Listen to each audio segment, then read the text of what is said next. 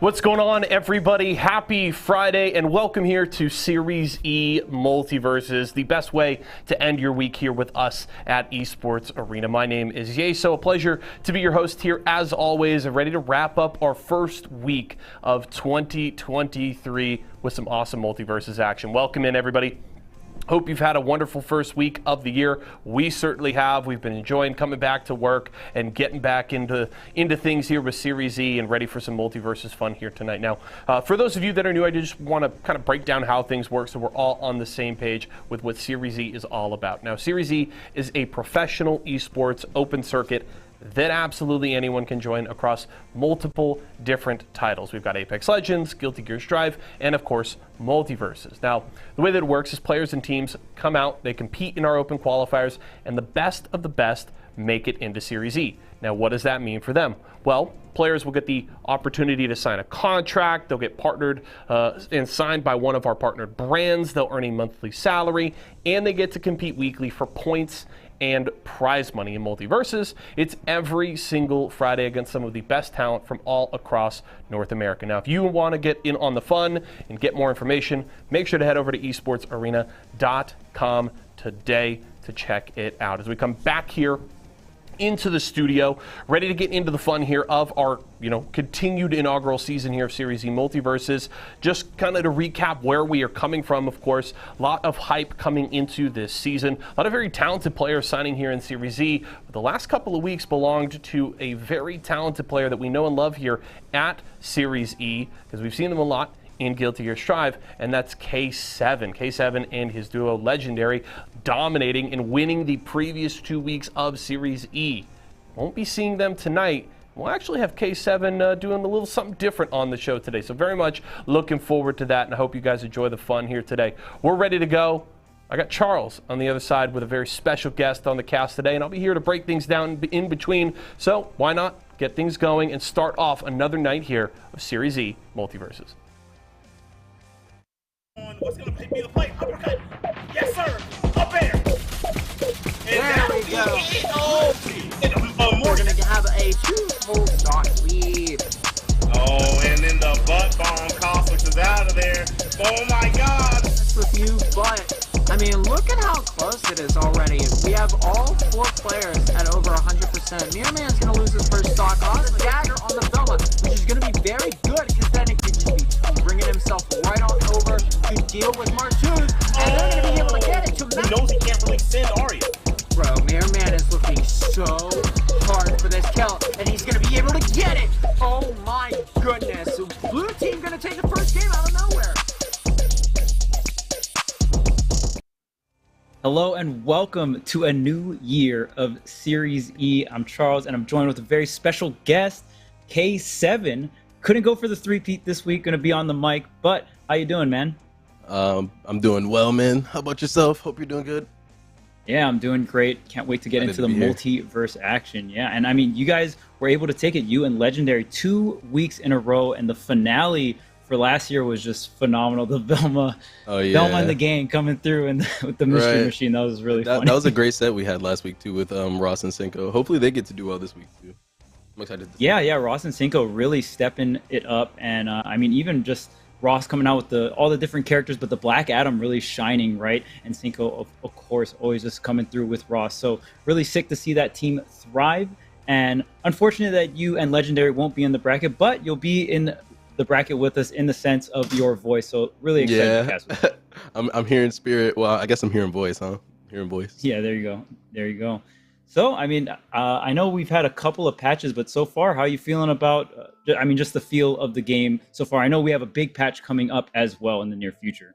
Yeah, I'm very excited to see what they're going to, where they're going to take it with that patch. I'm not sure, because usually they tell us, where they're going as far as, the design, with the patches and whatnot.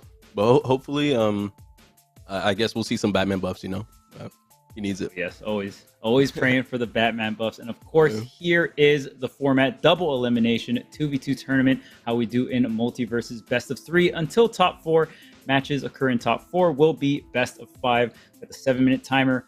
Of course, first to 4 ring outs is going to take the game. Hazards off. All perks are legal. Winners must keep character. Losers may counterpick. And of course, here are the starting stages: Trophy's Edge, Batcave, Sky Arena, and Cromulon. And the pricing, of course, the money is first place taking 300, second place 150, and third place 50. And of course, you always got to keep track of the points. These qualifying points are so big for all the teams coming through here and trying to get those juicy sponsors, right? So really sick to see. And I really want to hear your opinion on the stage list. I know the stage list is a pretty hot topic for a lot of platform fighters. And how are you feeling about the stage list here at Series E?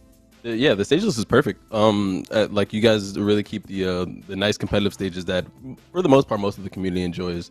There's no tree fort, thank goodness. Tree fort. Yeah, and yeah, for the most part, all the stages are really solid. So it makes it fun to play each week, knowing that you can't get a counter picked on a weird stage. Yeah, Tree Fort. I know Scooby's Mansion is another one, right? That, that's not very popular.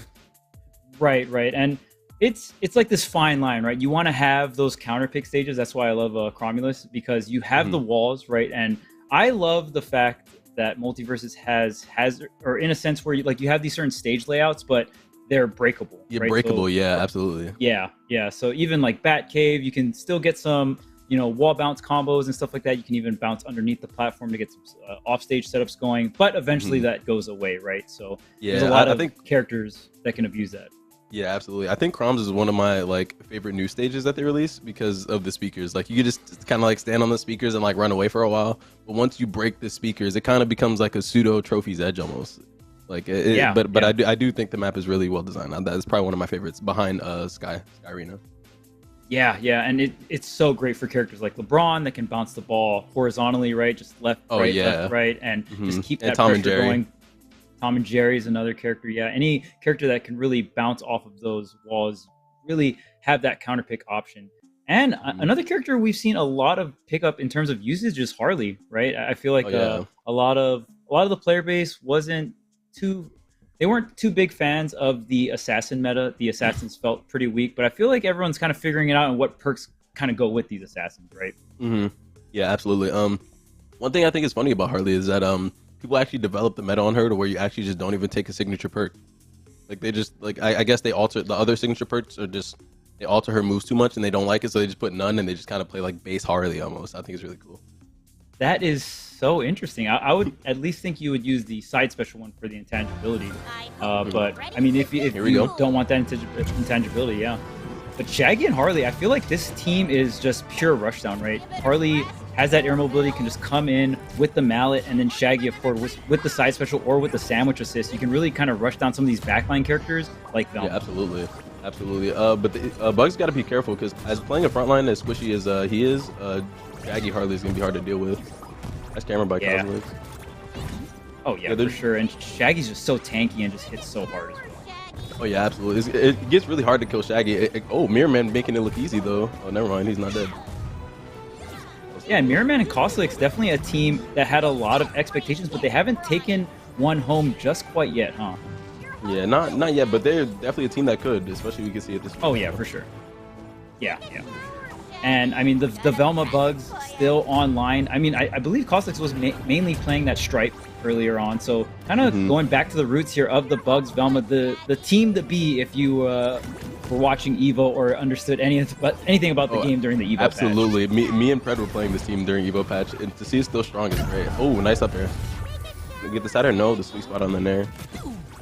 That Acme rocket just takes up so much area. Bugs has very... the uppie on the rocket. That was a scoop. Oh, but he gets the trade, so it's worth it.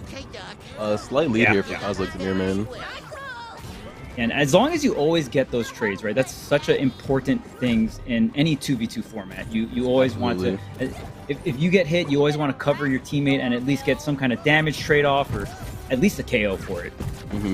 Oh, he's carrying off the map here. Oh, nice laser. Look at this pressure.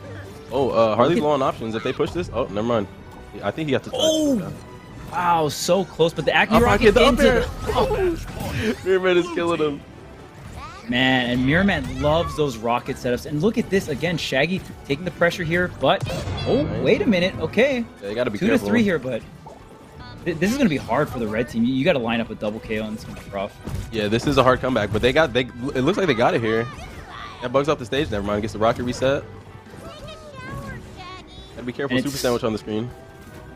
Yeah, through here. There's the wow. he's so dead. Almost gets it. Oh, Oh no, I thought he was gonna die.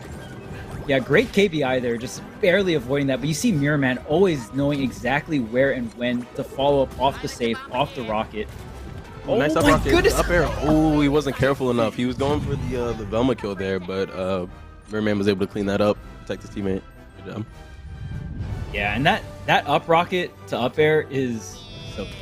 And I mean, Bugs has been a character that has been toned down.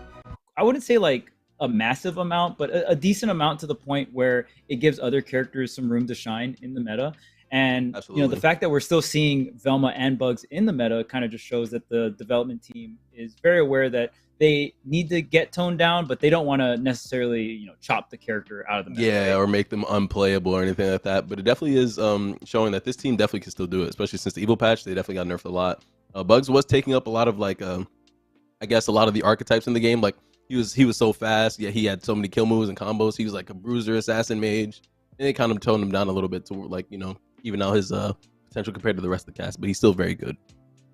Yeah, I think the weight was very concerning, and they even adjusted some of the knockback angles on up air. Up air, to me, up air is just crazy because when you look at a character like Harley who uses up special, right? It's like, well, you only got 2 uses of that. And if you get reversaled in that situation where you used maybe 1 or 2 up specials to chase down someone, then you're kind of in a messed up scenario, right? Whereas Bugs, well, you can swing that bat as much as you want. Yeah, you just swing up air as much as you want. And if you find yourself out of options, if you have a singular special move and rockets off cooldown, you get everything back. So yeah, and one thing I noticed so much about Mirrorman, and I guess this is just kind of newer Bugs meta, is I feel like before Bugs would always save their rocket for when they're in disadvantage, right? And that was back when Bugs was a little heavier too, so you could kind of rely on that. But we see Mirrorman in a lot of situations just throwing out the up rocket in neutral or just to command that center space and either get a KO straight off the rocket or follow up with the rocket hit into the up air. So kind of using rocket more offensively.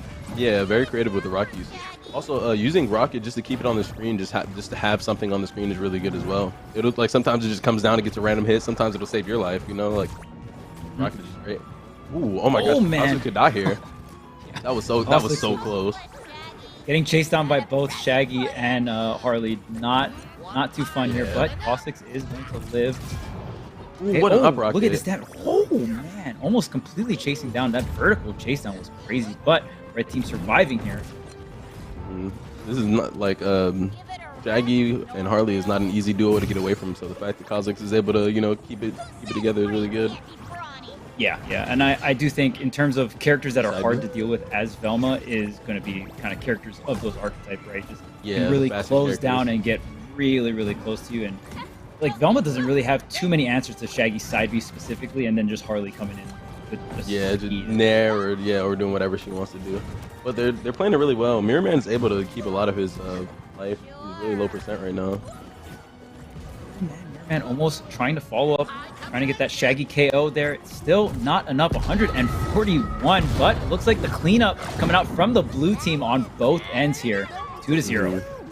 Yeah, I think they, Mr. Man and Peachy need to analyze their game plan just a little bit, because I think they're just letting Bugs kind of free cast a little bit.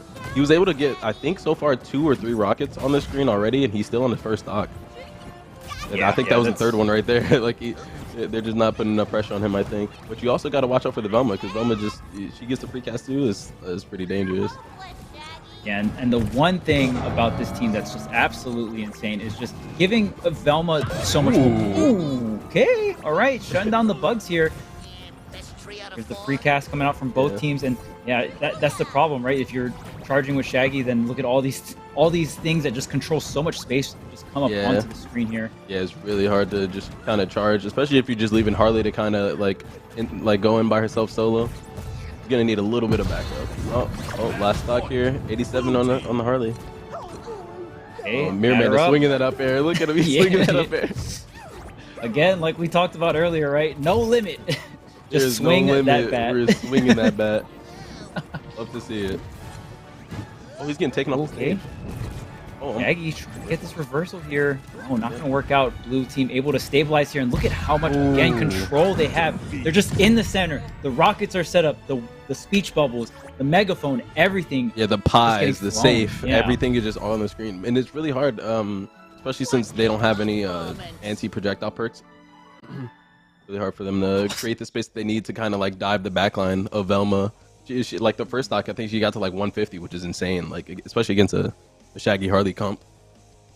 Yeah, Shaggy should be cleaning up Velma pretty easily. And even though Velma, not really super heavy, used to be a very heavy character, but Yeah. Velma's weight got toned down quite a bit, and that particularly matters for characters with not so great recoveries, right? It essentially puts Velma in those really hard to recover situations even sooner, and if you can't close that out, that's going to be really, really difficult to deal with. And again, just letting everything get set up, right? Once the tunnel gets set up and you give Velma all that mobility, that you just don't want Bugs and Velma to get set up, because once they get set up, it's such a powerful move.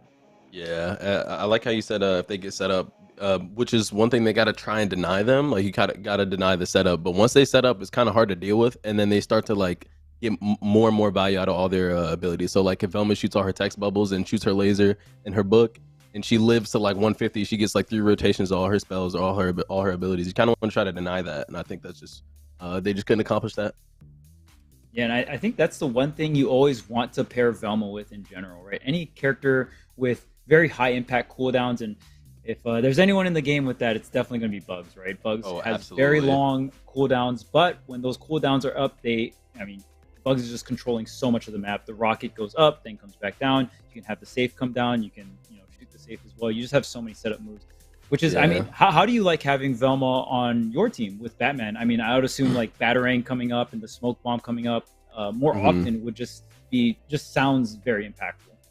Yeah, it definitely is, especially when you're able to have like Velma text bubbles follow you as Batman, like as a rushdown character. You have text bubbles following you, so like it kind of takes the place of Batarang to where I can kind of save my Batarang for something else. Like I'll use text bubbles like to go in and get my combo, and then like if I get reversals or something, I still have Batarang to save me. Or if I want to go in with Batarang and have text bubbles on the screen, just have them dodge everything and just use all their dodges and then get a combo. Works really well. So also what Mirrorman and Mirrorman and Cosolix are starting to do now, they're starting to armor up a lot. As you saw, like a lot of the round star was starting off the game with armor, so she has a lot of value. Yeah, Velma definitely kind of brings everything to the table, and even back in the day, Velma used to heal and do a bunch of other stuff. Oh yeah, all of that has been taken away, obviously. But even just being able to give armor right at round start, or even finding those opportunities to go ahead and get that armor out with Velma is gonna kind of just snowball her value even more. So I like how you talked about saving the Batarang, because I've played a little bit of Batman, and it can be frustrating to feel like you need to use Batarang to get in, right? But when you can save that Batarang and kind of come in with, a support character or someone else covering you, then all of a sudden you can, like you said, just have that Batarang for if you don't win the situation, or even push the situation that you win even further, right? Exactly. So it makes it really hard to deal with, especially for characters who don't have projectiles to clash with Batarang. So like if you're fighting off stage against someone like, I don't know, let's say Finn. Even though Finn does have gem, but it takes a bit to get that up. If you're fighting against somebody like Finn off stage and he doesn't have gem in hand, like it's almost impossible for him to deal with Batarang off stage. Right. The only option is to dodge through it or go around it. Yeah, you have to dodge it. And then it comes back. And at that point, yeah. Then you got to deal with round 2. Yeah, right. Oh man, I love Batman. Oh, he's so sick. Such a fun character to play.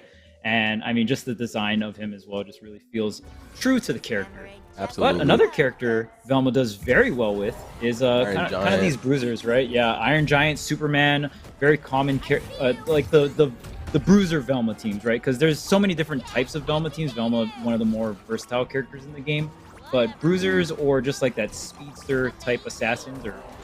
Yeah, I think there was like a win rate percentage of each team that Velma is paired with, and like. It wasn't even just Velma, it was just the teams in general, and Velma had the highest win rate with like the majority of the cast. Like it was like Velma Iron Giant, really strong, and then it was like Velma Superman, Velma Bugs. It just goes to show that Velma is so good to pair with anybody. Oh yeah, I don't think it's an argument when I've heard most players say that Velma is the most versatile character. Doesn't absolutely. mean she doesn't have weaknesses, right? But just means in terms of team building, it's hard to put a Velma on a team and be like, oh, this can't work. Yeah, exactly. Like she pretty much is what we like to call it is like, can the character enable other characters? So she's like the best enabler in the game. Like, Oh yeah. so, Absolutely. yeah. So as far as like Bruiser goes, like she could kind of like help them get in, or if they're playing with like someone like Bugs, where they're kind of both like trying to run away the whole time, you definitely can have that game plan go. Everything works. They're doing All right, so Wonder oh, Woman nice. though. I Yeah, know I was- Wonder Woman was extremely like a menace in the past month or two, but she has gotten toned down a little bit here. Yeah, Oh, she definitely got did get caught toned up. down a bit. Oh, nice. I forget the nerf that they did to her. A Velma. I mean, not a Velma player. Wonder Woman would be able to tell you better than I did, but something that it affected her combo routes. Yeah. To the point where it definitely affected how much we're seeing Wonder Woman nowadays. I still think she's very, very strong.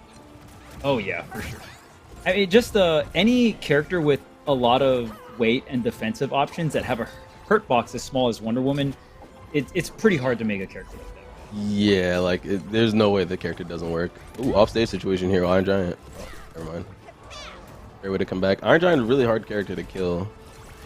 As you can see, he just popped bolts, so you're not gonna kill him anytime soon. And if you don't rush him after bolts cooldown is down, then he's gonna get more value out of it and live to even later percent. Got the armor here. Such a high percent, and it looks like, okay, the missiles are coming out here. 120. Oh, Iron Giant using the hover, trying to get away here. The dodge. Can we get one more hit? No, and bolts are probably going to be up at this point here. And that's Yeah, the thing they can about be up Iron here in a Giant, like second. you were talking about, right? Like, you need to burn the bolts and you need to go ham on Iron Giant right after. Yeah. That's the great thing about Velma. You can kind of halt that offense. Absolutely. But you see, he got another more value out of bolts. So I think he bolts like 3 times already this life, and they have not rushed him down for it.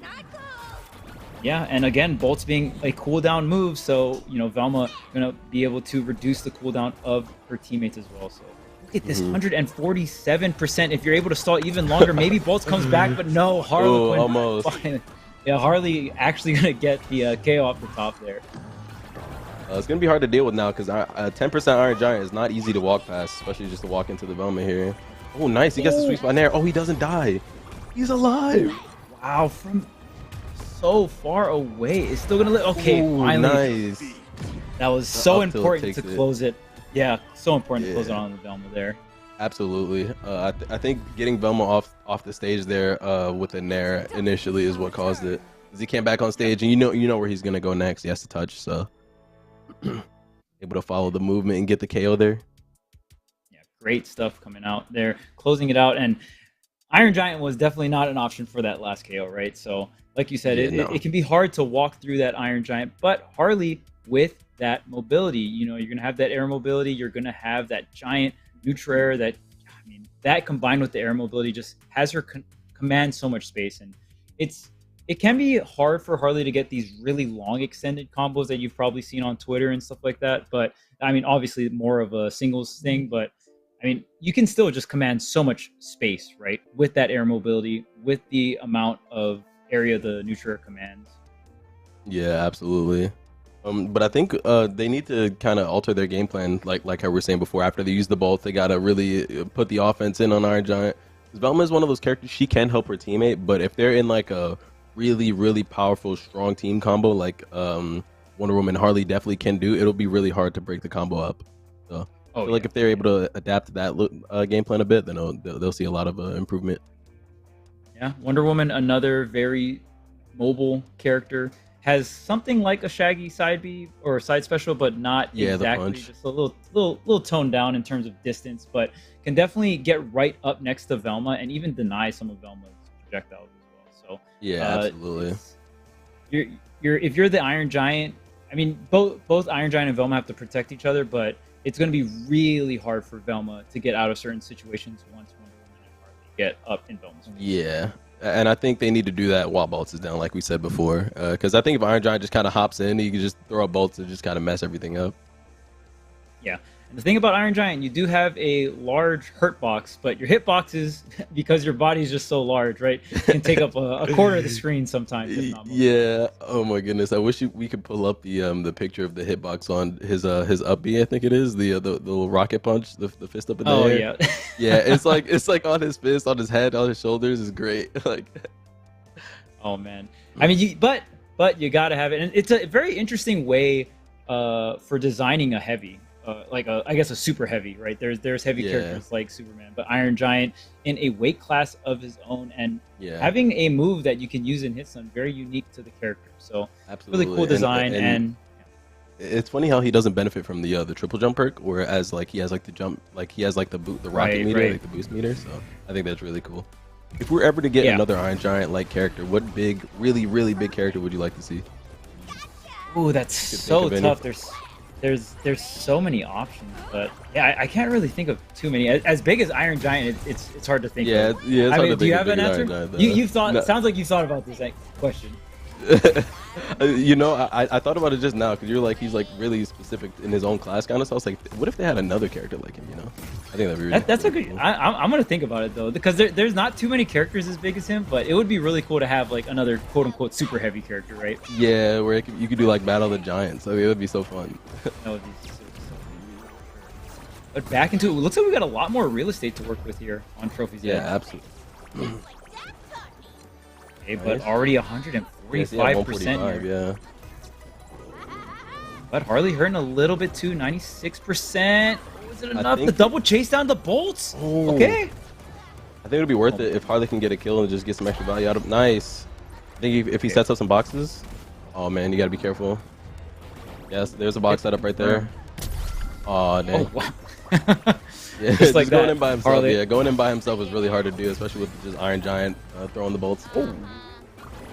Oh my goodness! Look at this, and the snipe. Yeah, this is really hard to deal with. Oh my gosh, he could have took him off the stage. Come off the top, if you will. Machine's up, but I don't think the red team's really gonna. Yeah, they know. Yeah, they're pressuring the Velma. Yeah, they were not letting her call the gang on that one. Yeah, I'll have to see Scooby some other time. And right there, Iron Giant just such a slow character. And when you're on a map like this, if you're cross stage, Iron Giant just has to hold the L and just be an eyewitness. You know what I mean? Yeah, exactly. It's really hard for him to close the distance sometimes. Oh my goodness, look at this combo onto the Wonder Woman at 95%. Much the Doom missiles not doing much. The red team just being able to go up, over, down, and under. Oh, is that enough? No, not enough. Not Harley still. You have to be careful. This is a really close game. Oh my gosh, taking Iron Giant off top. No, he's not dead. That's the heavyweight. Oh, the bolts? Oh, he's off. This is a really good situation. They got to press the advantage on Velma. Either that or they need to play reset. Oh, careful. Nice, the nice bolts nair. Come out Took him off the stage. Oh, wait. Oh my goodness. It was stale. Her sider was stale. Yeah, so it's not going to be enough there, and they weren't able to get the reversal onto Wonder Woman. Is that enough? No. Oh, everything is stale. They gotta, wait, hold on. What? Oh, one more life. One more life apiece. Okay. So right now, Velma needs to survive, but so does Wonder Woman. Yeah, they're playing the double 1v1 situation here. Except Wonder Woman can't really play backline like that. They're just going to get so much more value out of Velma. Oh, you got to be so careful. Oh, is that going to be... Yeah. Like you said, that backline Wonder Woman just doesn't really do much, right? You have the lasso, you can armor your teammate, but even when you armor your teammate, you're putting yourself in the fray. Yeah, putting yourself in a risky position, yes. Especially when Wonder Woman has... I mean, sorry, not Wonder Woman. When Velma has, like, camera... or Iron Giant is doing like butt slam or anything like that, it becomes really, really dangerous. Especially at 153, you die to pretty much anything. So especially definitely, from Iron Giant. Yeah, exactly. You could definitely see the value of Wonder Woman. I mean, not Wonder Woman backline, Velma backline there. You got so much more value than the Wonder Woman. So I think if they played the stock lead a little different, then it probably would have been a little bit easier because I think Harley backline might be slightly better, but not by much. So yeah, when you're playing a team like Harley, Wonder Woman, your vertical chase down, absolutely insane. It's almost like you're doubling down on your offense, right? Because most meta teams, you kind of want to have like a backliner and then one person in front just to kind of command all the different areas of the map, especially, and that was such a great counter pick as well, coming out from Velma and Iron Giant, just giving a lot of space, a lot of real estate for Velma to work with and just be able to fade back and set up the scenarios where it's like, hey, I'm on the back line, I'm getting a lot of value off the speech bubbles, off the megaphone, and just kind of control it from there. Yeah, absolutely. But this is 1-1 now, so I wonder what stage we're going to see here. Yeah, I wonder. I mean, I would imagine it's going to be something smaller, but we'll see here. Yeah, I'm thinking maybe like backhaver trophies, but I don't know because it's hard to say because if you go to like a small map like Batcave, it becomes really hard to play against Iron Giants. So I think it would even work in their favor. Yeah, Iron Giant is one of those characters that take up so much space with his down B or so many buttons that just commend so much. It takes up so much space and like especially when the Batmobiles are off the map, like there's nowhere to go. You just doing butt slam on the map. Yeah, there's nowhere to run. It's like good luck, man. Good luck. Yeah, we don't have this stage legal here at this tournament, but the most frustrating stage for me to play against an Iron Giant is Trophy's Edge 2, where there's like the split down the middle. Because when Iron Giant's on one of those platforms, you're like, you have to go to the other one. Yeah, it's like, all right, Iron Giant, you got it, bro. Like, yeah, it's like, all right, bro, this is yours. This is yours. All right, bro, chill out. Have you played on the new stage, the throne room? Yes.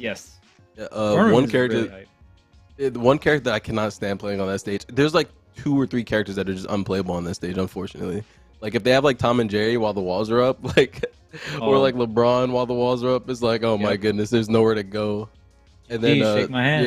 Yeah, GG shake my hand. And then the last character is like Jake. Jake just kind of like takes you off the top of the map. It's great. It's funny. Like it's so funny to see. Yeah, I do want to see. I mean, we do see some Jake here and there in doubles. I mainly see Jake a lot in singles, but I know Jake is a character very, very funny. A lot of people didn't think Jake was too strong, and then as the meta progressed, everyone was like, "Okay, wait a minute." Yeah, they see Jake. He's kind of like, crazy. Form a house. Yep. Oh my goodness, I can't stand the house move because battering just gets reflected. One time I threw battering at house and it reflected while I had bat bomb on it, and I just got comboed so bad. Oh just no! Really sad case. Yep. I mean that's too cool. 2 of your own cooldowns coming at you, right? Yeah, and then he has his whole kit ready, and he just like eats me, and then I get spat out, and then skateboarded on. Oh yeah.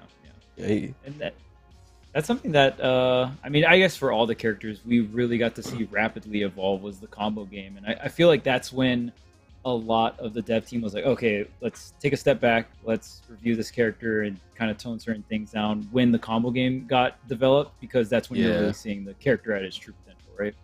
Mm-hmm. The combo game was definitely insane, especially with like Batman. Batman's combo game was insane at launch. Oh, I mean, because the main thing at launch when I think about it is they had like that was before the anti-infinite patch, right? Mm-hmm. So before the anti-infinite patch, because at first everyone was like, oh, you can't use the same move over and over because it stales. And then everyone was like, well, wait a minute, why don't we just use all your moves? And then a lot of players were able to actually figure out so many different type of, if not infinite, good enough, in terms of just like 100 damage or really crazy amounts of damage, right? And you just kind of rotate your entire kit. So eventually, Player First Games was able to add a patch to like kind of anti-infinite. So in the combo and a lot of and Harley was like Harley was like the biggest offender of it though. She was like the one character that was like, if you got hit, it was actually infinite goodbye. Like so many different things Harley could do. Yeah, it was actually insane. I had like on that patch I had like a 0 to like 90 with Batman. It was great. Everyone was eating good, huh? Yeah, literally everyone was eating great. Like, but I think a lot of the perk nerfs have a lot to do with it as well. So, yes, the perks were very like the farther back in time you go with this game, the crazier the perks were. Absolutely. Like, I'll take that. It used to be so insane on Batman. It was like a necessary perk on him because you could just do like jab battering, jab battering, jab battering. Oh man, it was it was great. Good times. All the jab loots. The jab loots for a lot of characters were crazy as well. Yeah, for sure. Here we go, game 3. Running it back to the same stage though. A lot of space to work with. Good for both teams, right? Yeah, for the most part, but it depends on how you make use of it. Like the stage will be there. You just gotta make use of it. How you control that space here, who's getting set up where. And one thing I will say is, even though Velma does struggle against some of these rushdown characters, if you are rushing through the air, Velma has a very active, the up attack or the up air is just so strong, right? Yeah, the light bulb. Nice. They're getting a lot of value out of Harley's explosions here. Nice. Lots of damage already onto Iron Giant, no, he got hit forcing by out Green 2 Bubble. bolts. Oh my goodness, the Wonder Woman. Oh, that could have been a lot worse. It probably didn't come save him. Though. Yeah, that would have been that would have been sick. Oh, he got hit by Green Bubble again. He's got to be careful. He's running into 2 of these now. Yeah, and that's definitely something at this level of play, like you quote unquote shouldn't be getting. Oh man, nowhere to go though. It's definitely possible to get hit by though, as you can see. Oh my goodness, off the map. Actually, got to be careful. Ooh, Text Bubble almost kills. Oh, I'm surprised Iron Giant didn't fall up off the Text Bubble, and 141% here on Harley. Yeah, you usually don't see her live to this late. Oh, 152 now.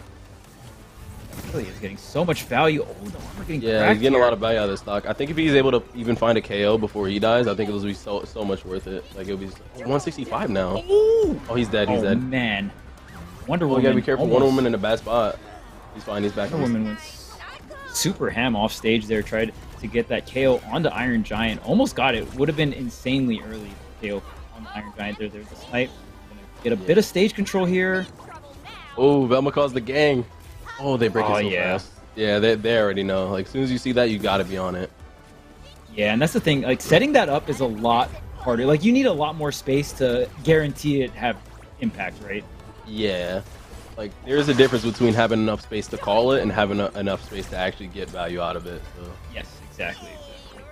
That's this is one of the things you gotta know as a Velma player. 160%. I mean, blue team really struggling here. Oh my goodness! Big What a follow-up. combo there from Velma.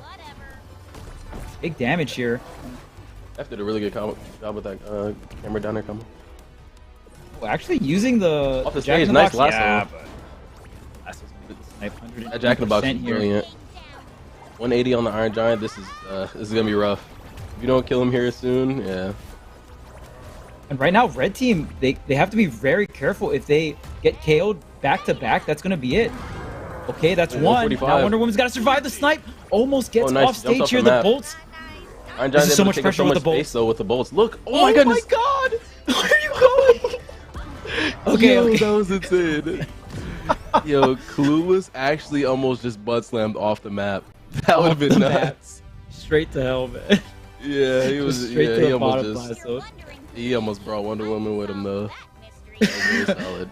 But that was kind of risky as well, right? Clueless was at that 90% mark, so any kind of reversal that low, it was You're risky. I think dying. it, yeah, I think it is worth it to go for, right? Because I think Clueless previously popped bolts as well, so I think in that perspective with Iron Giant and Velma, you want to go all in no matter what in that situation, right? Yeah, Because absolutely. they just got the hit on Wonder Woman. That's the kind of scenarios where it's like, if we play correctly, this is going to be a checkmate edge guard, where you essentially just run out of options and we're going to get the KO. hmm Yeah, I'm definitely one of those players who enjoys the risky gameplay. Like they were up a stock there, so even losing the stock would have been fine. And like you said, he just used the bolts, so even if he did die, he would have came back with bolts and able to keep the pressure up afterwards. So it wasn't exactly trolling. It was actually a pretty good play if you ask me. Yeah, and at the end of the day, he covered work the out. bottom area, right? And then Yeah. because of that, Velma was able to cover high, and that's the main thing you want to do in these 2v2 situations. You cover one option, and then your teammate can go ahead and cover the other option, and you usually can seal off those KOs and really just your offense is so important in this game, and especially when we're watching in Pro Night, you really see that, where you see a lot of all-in situations on offense, and most of the time they work out. The only times they don't work out is if there's like some crazy defensive play, or just like a blocked edge guard or something, like just Yeah. a screw up on the offense there. I think it's really important to communicate with your teammate whether you're trying to go high or low in a situation like that, where like you see Iron Giants doing the butt slam and you see Velma's like covering the air. It's like, okay, well, who do you want to challenge and who are we gonna try to like push our way through? So Right. yeah, Essentially, it's important. Which are we going to fight high or are we going to fight low, right? You got to Yeah, pick one and put all your resources there. Yeah, absolutely. But I don't think Wonder Woman had too many resources to even like do anything with. So yeah, that was really just checkmate, like you said. Checkmate edge guard. Amazing match there. So we're going to toss it back over to Yeso to tell us more about what he thinks about that match. Let's hear it. Love getting to hear K7 on the caster desk. Really feels like a natural in there, so maybe we have to get him in here a little more often. Couple sets, though, in the books, halfway through our winners round 1 so far, and a couple of really strong sets from the Series E pros here. Of course, we kicked it off with Mirrorman and Cosolix taking a strong 2-0, and that's a duo that we've talked quite a bit about throughout the first few weeks of the season because they were the most hyped up duo coming into this season. Big target on their backs. A lot of their compatriots talking about how they really enjoy playing against them. Think they're kind of the the bar that everybody is reaching for, and they've been gated at top 3 or worse so far this season. Really hoping to break that here today. And at the very least, getting that first win under their belt, having it be a strong one, getting that 2-0 does bode well for them here at the start. We'll have to see if they can keep it rolling because, of course, that next set going to be tough. Meth and Clueless looking pretty good in that set, dropping the first game, but a strong little comeback there at the end of game 2 to grab those final 2 stocks, and then looking solid in game 3 as well. And you heard K7 and Charles breaking down just the control and kind of dictating where they were going to fight there at the end of game 3 that ends up giving them the 2-1 win as they move on. So that matchup against Mirrorman and Cosolix going to be an interesting one. Meth and Clueless have looked pretty good so far this season, but that's certainly going to be a tough test for both squads. So very much looking forward to that one. As we look forward to the rest of winners round 1, of course, we've got our next set coming up. Cinco Go and Ross up against Falls and Tsunume. That should be an interesting one. Of course, Cinco Go and Ross trying to keep things rolling. And then the Mike and Ike squad, Martoons and Rams, and then Gritaku and Archangel. Those are the next 2 sets coming up to wrap up winners round 1.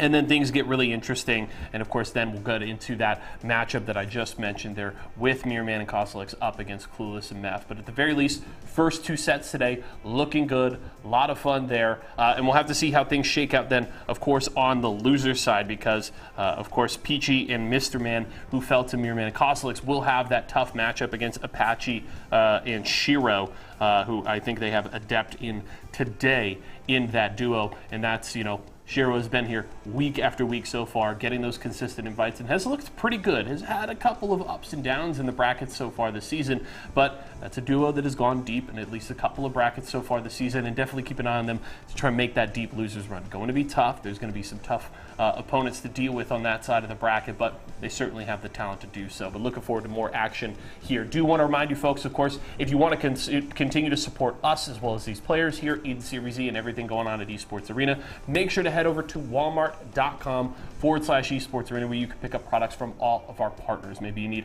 a new mouse from our friends at Razer, some good snacks, maybe you need a little bit of something to drink from our friends at Vitamin Water. You can grab it all over there, again, at walmart.com/Esports Arena. We're going to head back over to K7 and Charles because we got plenty more MultiVersus to play. So, gents. What up? Yeah.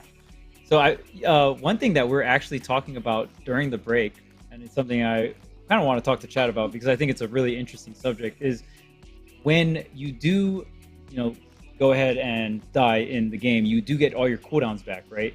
So we were talking about that last situation where Iron Giant pops the bolts and goes for an all-in edge guard. But if you even lose in that scenario and your opponent does get the KO, you come back with bolts, right? Just so it's kind of like that deeper layer that I don't hear too often, but I'll hear from top players, kind of like cooldown management and risk reward in certain scenarios, but also in the view of, even if it doesn't work out, at least I come back with these very long, high impact cooldowns, right? Absolutely. Like, so in the case of Batman, the character that I play, if I'd he doesn't have too many cooldowns to make use of, but if I'm able to expend a lot of options and die in the process, but my teammate can get a follow-up kill, sometimes it'll be worth it. Like, if I can, maybe somebody's off stage, if I hit him with a side air or even a battering and get a bat bomb on them, but I get reversal and die, they still got the bat bomb ticking, my teammate can come over and clean up. So, and then once I come back, I still have everything, to reuse, if you will. So I think the characters that are the strongest with it would, like I said, would probably be like Bugs Bunny or Velma or Iron Giant, like how we just saw, or even Wonder Woman, because Wonder Woman, once she dies, she gets all her armor resets back, she gets lasso, she gets a lot back. So. High impact, very long cooldowns, right? Obviously, the longer a cooldown for a move, generally the stronger it is. But it looks like we got a whole new slew of characters here. No Velma on the screen. Yeah, we got Ross and Cinco rocking the Black Adam and Arya. Ross It's a really strong, it's a really strong team. Ross has been playing out of his mind though. Yes, on the Black Adam, I'm a huge fan of the Ross Black Adam. Ross also has a bunch of other characters up his sleeve as well. Kind of more so going for some of like a backline lineup or character lineup, right? So has the Velma. The Bugs is weird. Bugs can be a mix. You can run Bugs frontline or backline. Usually you see the Bugs frontline. And then Black Adam, another kind of a mix, but generally you want to be on the backside with the Black Adam, right? Yeah, absolutely. He'll find a lot of value this game, I think, with his projectile shield. We got Sinum and Falsey here. Yeah, even LeBron kind of getting picked up a little bit more often as well. Love to see the LeBron on the screen. Yeah, Falsey and Sinum have to be careful though, because Black Adam's lightning it'll ricochet off a projectile. So whether it's basketball or battering that they throw, if he's able to get lightning up, he'll be able to just paint it to everything. Yeah, and LeBron and Batman definitely have a lot of projectiles they can throw. Battering, the balls as well, right? So there's a lot of horizontal pressure. And then both teams kind of having a projectile denial move. Watch out. Absolutely. Oh, wait a minute, off the though. top of the map, they gotta be careful. Ab-bomb on both of them, and they're both off the stage. And this Could be a death here. should be nothing? No way. Does blue team gets back from that situation? Makes it back. Wow. Nice, that was a great recovery. He's probably gonna die here though in a second. Oh no, Black Adam with the 150. Clap coming through. Okay. That's a reversal here by Cinco. And I'm just so surprised that finally, with the blue team, I mean, oh, what a combination there. Space Jam, come on and slam. Look at him. And I love the down special to kind of like fan him off stage as well. And I mean, you have so much time if you're comboing into Batman down air, right? The down air takes quite a bit of startup. Yeah, absolutely. You have all day. That bomb on Right now, the rock. whoa! Not today. Wow, that They vertical almost took chase him off the down. top. Yeah. Nice. Good fight back by Ross. They got dagger on him. Okay. 1 point Nice. apiece here, or no, 2-1 here. Red team with a pretty solid lead right now. They're able to take that early lead. Oh, so close. The sider almost connecting.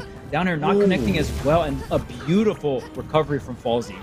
Yeah, absolutely. Ross was so close to take him off the stage with that nair, but he just missed it. Now he's back. Gotta be careful. Again, look at this double edge guard situation. Ross able to go high here. Well, you gotta watch out for the slam on LeBron. That bomb about to go off here. That bomb's on him. Oh, and the down B takes him off. Oh, he's still not dead. What a recovery from Cinco. Yeah, Cinco was off stage for so long, but can you make an impact when you get back on? The answer is no. The downer is going to close out that point 3-1 here. We're seeing a lot of good combos from Falsey and Sinum too, especially in these neutral situations. They're able to win out and get a lot of pressure off stage.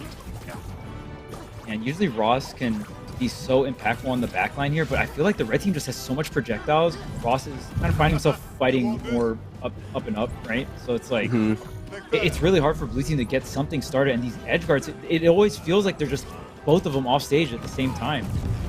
Yeah. Oh, the side switch on the side air? Ross is still alive. Okay, maybe.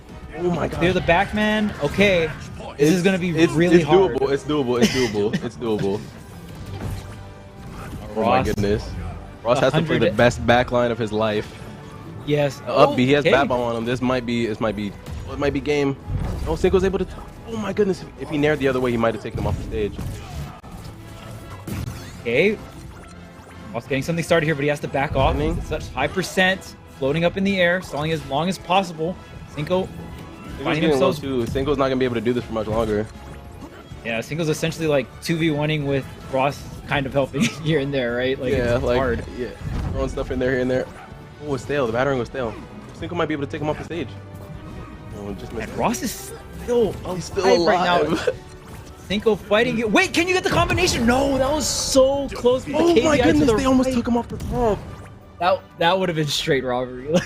That would have been highway robbery. Oh my goodness.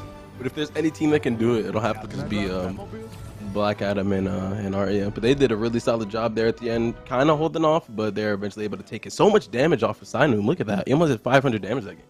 Jeez, man, the damage is just stacking up, and that KBI to the right there was everything, because you saw that Ross follow, right? Just so close, but just barely missing there. And then the whiff punish coming out from Batman on that up special.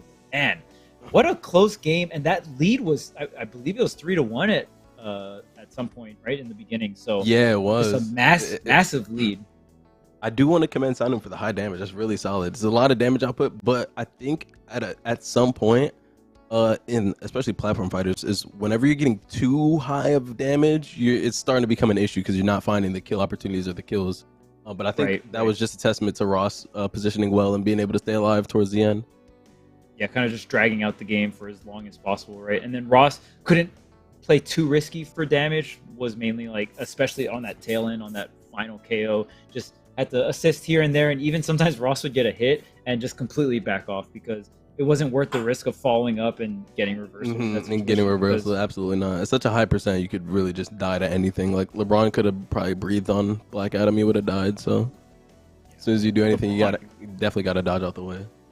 LeBron's so heavy, right? But on the other side, you know, the other character being Batman definitely on the lighter side there. So both teams definitely having one heavier character and another very light character. So that's another thing too. Sometimes you put too much focus on the heavy character when you should be focusing on the light character. But a lot of these light characters, they're usually more mobile. So instead of you dealing with weight, you're dealing with sheer mobility instead. So it's such a toss-up in terms of where to put your focus in. Yeah, and a lot of times it comes down to the positioning of the character. So like if you're able to keep center stage and you see like the lighter or a slightly more mobile character towards the edge of the stage, you kind of want to put the focus more on them. They're a lot easier to like gimp and get the quick KOs off of. But it still never hurts to try to kill the heavy. You know, like if you're ever able to kill a character like, let's say like Iron Giant at like 30 HP or something, then that's so much value for your team. You know. Oh yeah. The value just absolutely just goes out the window there, and it just snowballs into your favor. Especially a character like LeBron. LeBron on the heavier side, but not the greatest recovery, can kind of cover himself.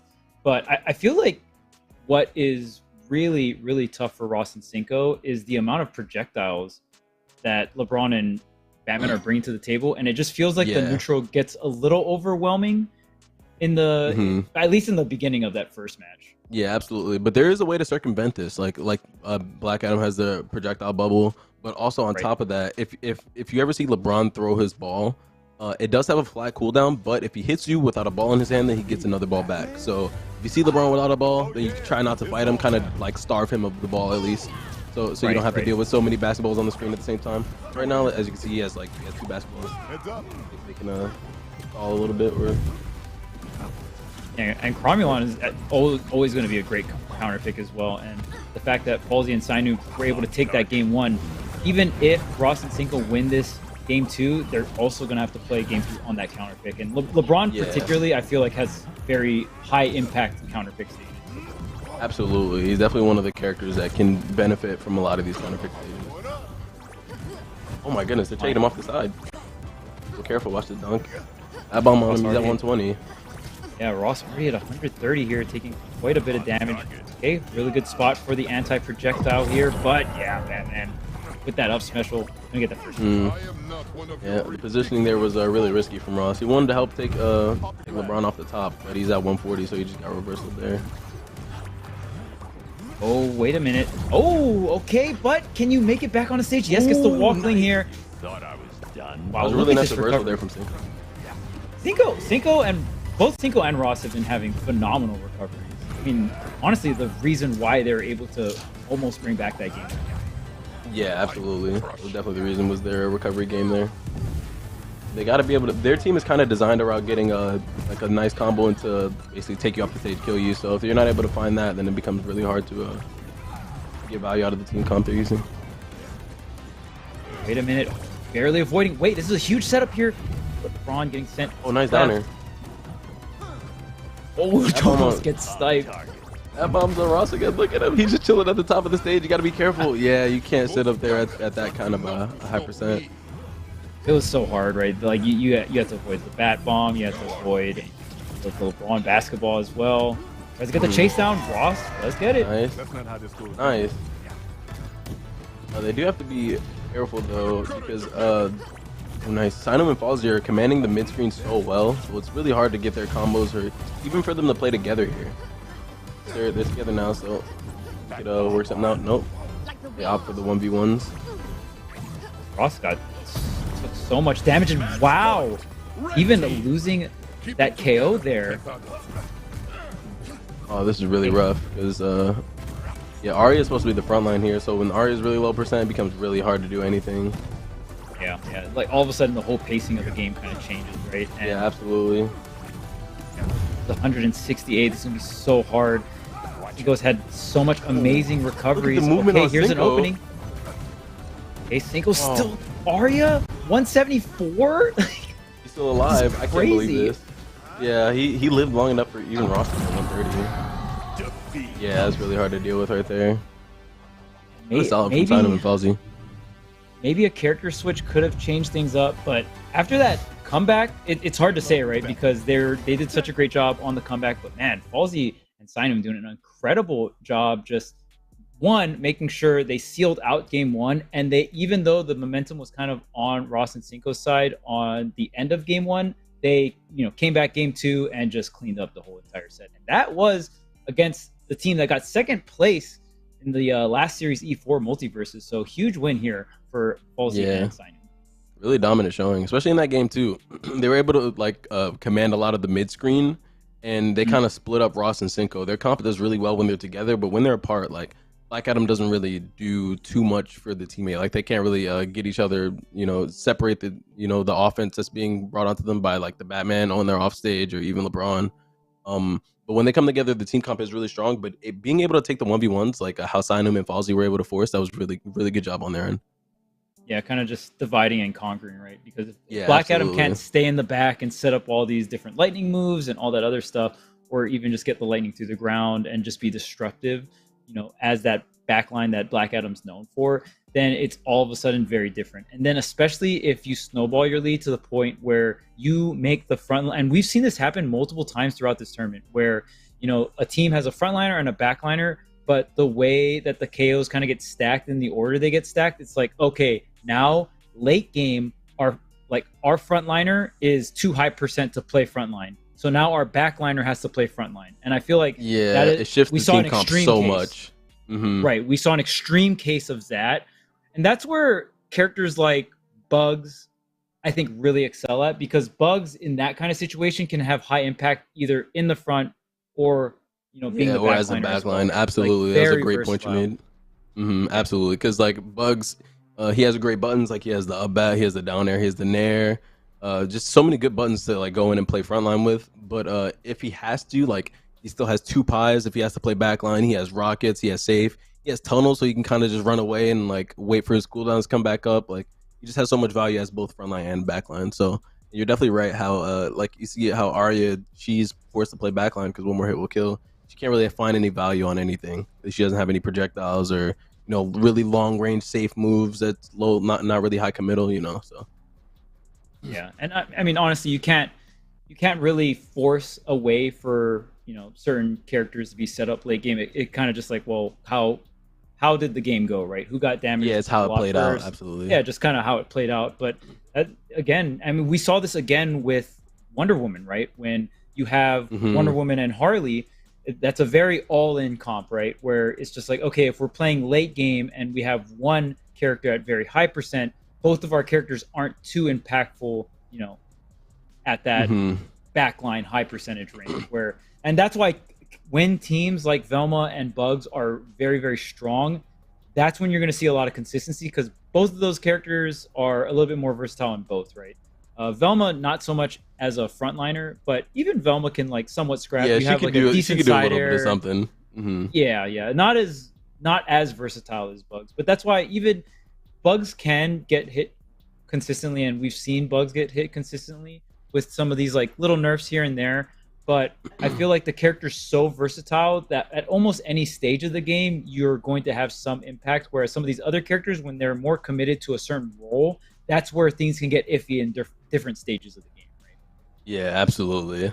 Definitely picking the adaptable characters is where you'll find the most value, and I think in like defining the meta. So like like you said, like Velma's really good backline, but if she has to play frontline, she can do it. She got like down air for combo starters. She has camera. You know, she got the side air. She has the light bulb for anti-airs.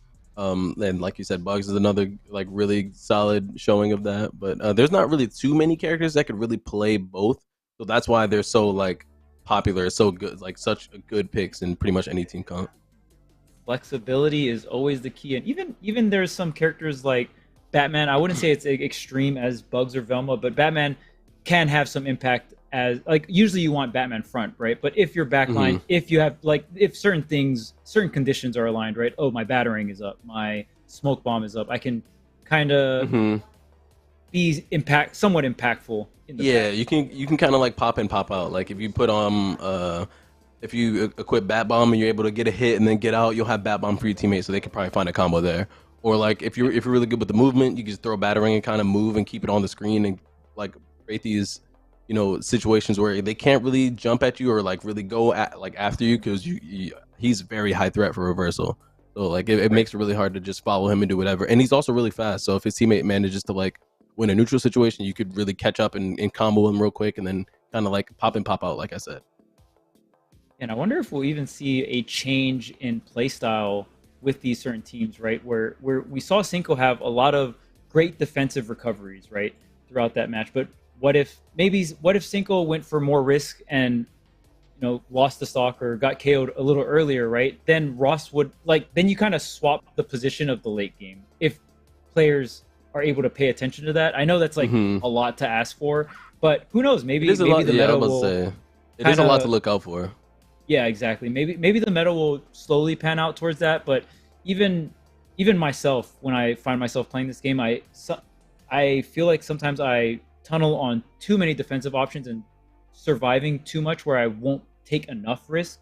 Whereas in certain situations, maybe I should have taken the riskier option, and then even though I do get KO'd, like I'm set up better for late game, or since I'll be the backline character, I'll be the one that's high percent when it comes down to the final KO and stuff like that. But that's definitely like 1 to 2 years down the road, players being aware of that, because already the game is very high paced. So it's already hard enough just to like keep track of everything.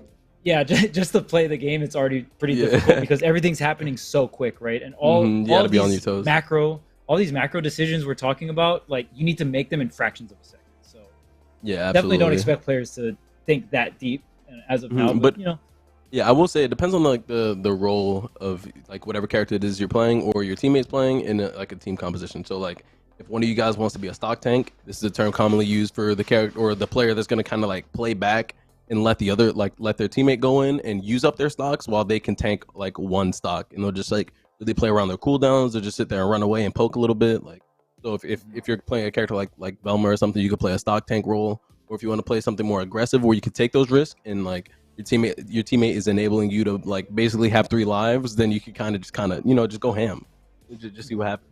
That's why you got to take those risks sometimes. One character I do want to see a little bit more of, I don't particularly like fighting against this character, but just in terms of characters that can, I feel like, have the potential to take up the backline spot, is like Rain Dog, right? I wonder if we'll ever get to the point where Rain Dog feels just as impactful as Velma, right?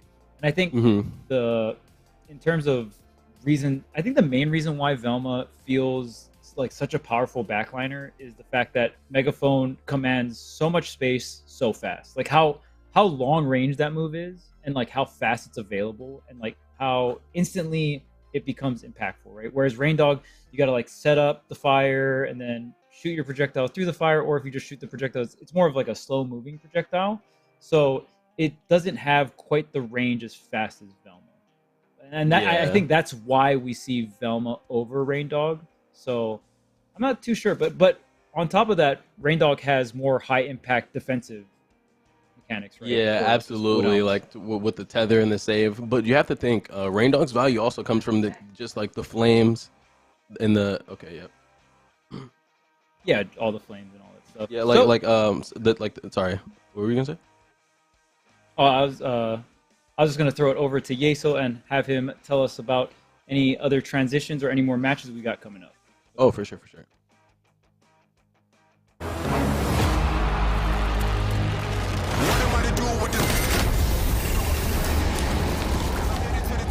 Game and it's hope they wanna package this. Pray for peace, pacifist. I'm never old enough to give a promise.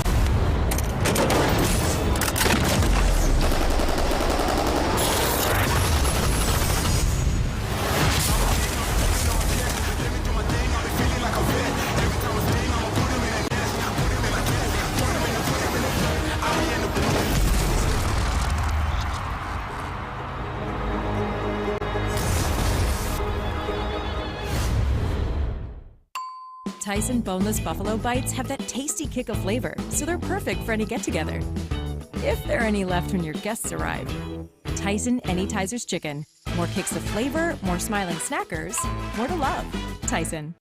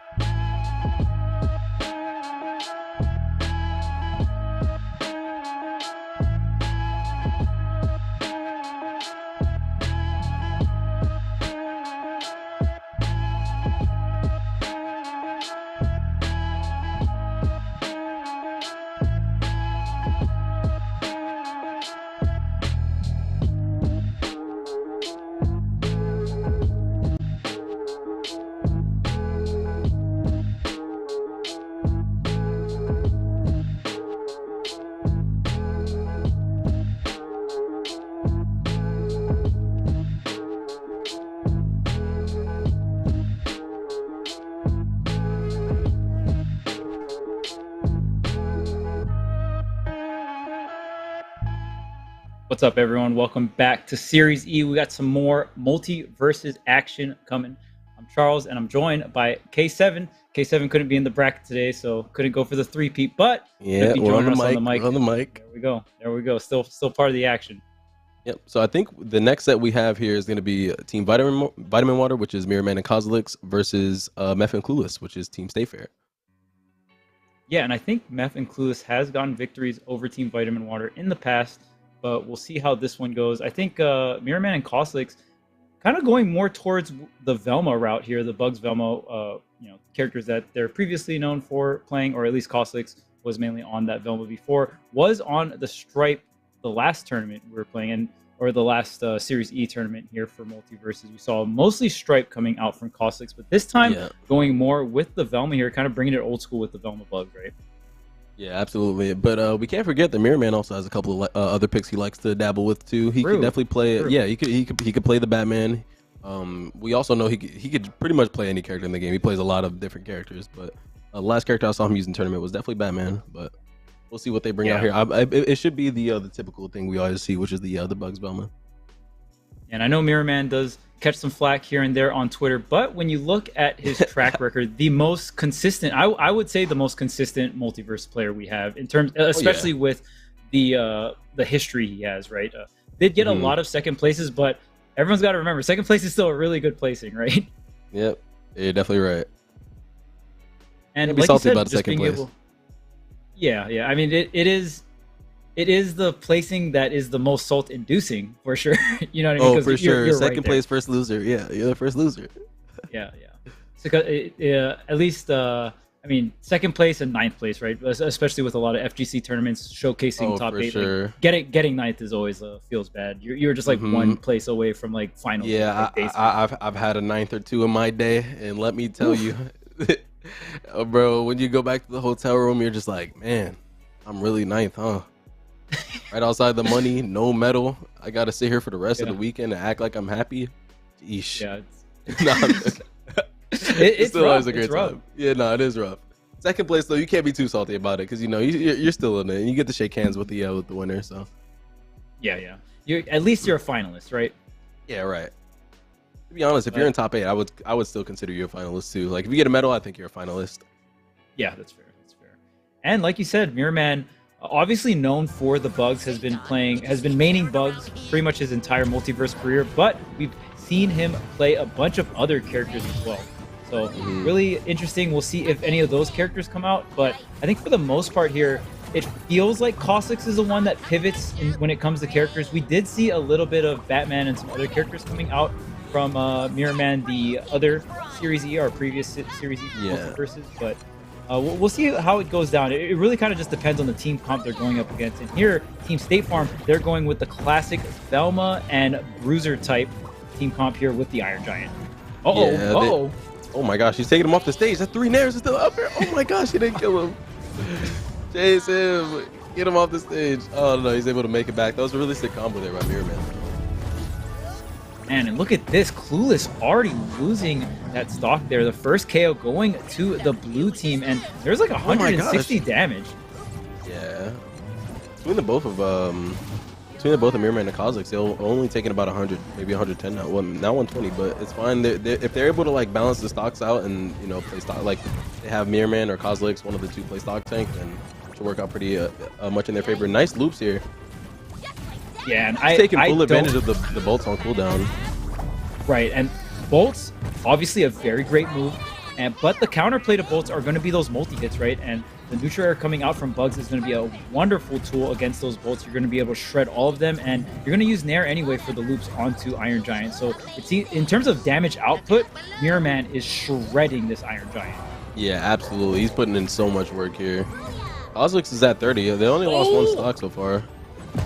There's no resources there, and yeah, Meth is just gone. Nice snipe, yep. And this is going to be near impossible to win, I think. Yeah, and there's the up air to do it. Seals the deal. Mirrorman put in, oh my gosh, he was putting up LeBron numbers in that Toon Squad jersey. You saw him over there with the loops? Yes, the loops almost felt infinite. I didn't know what patch we were on. I was like, hold up. Yeah, hold on. It was looking kind of pre-patch. Hold on. combo's looking a little pre-patch. And I like, you know, the Toon Squad jersey was on, so the LeBron numbers were there for sure. Oh yeah, for sure. I want to see what number Bugs wants to put on his jersey. You gotta hang that one up. Yep. Gotta collect the whole squad, man.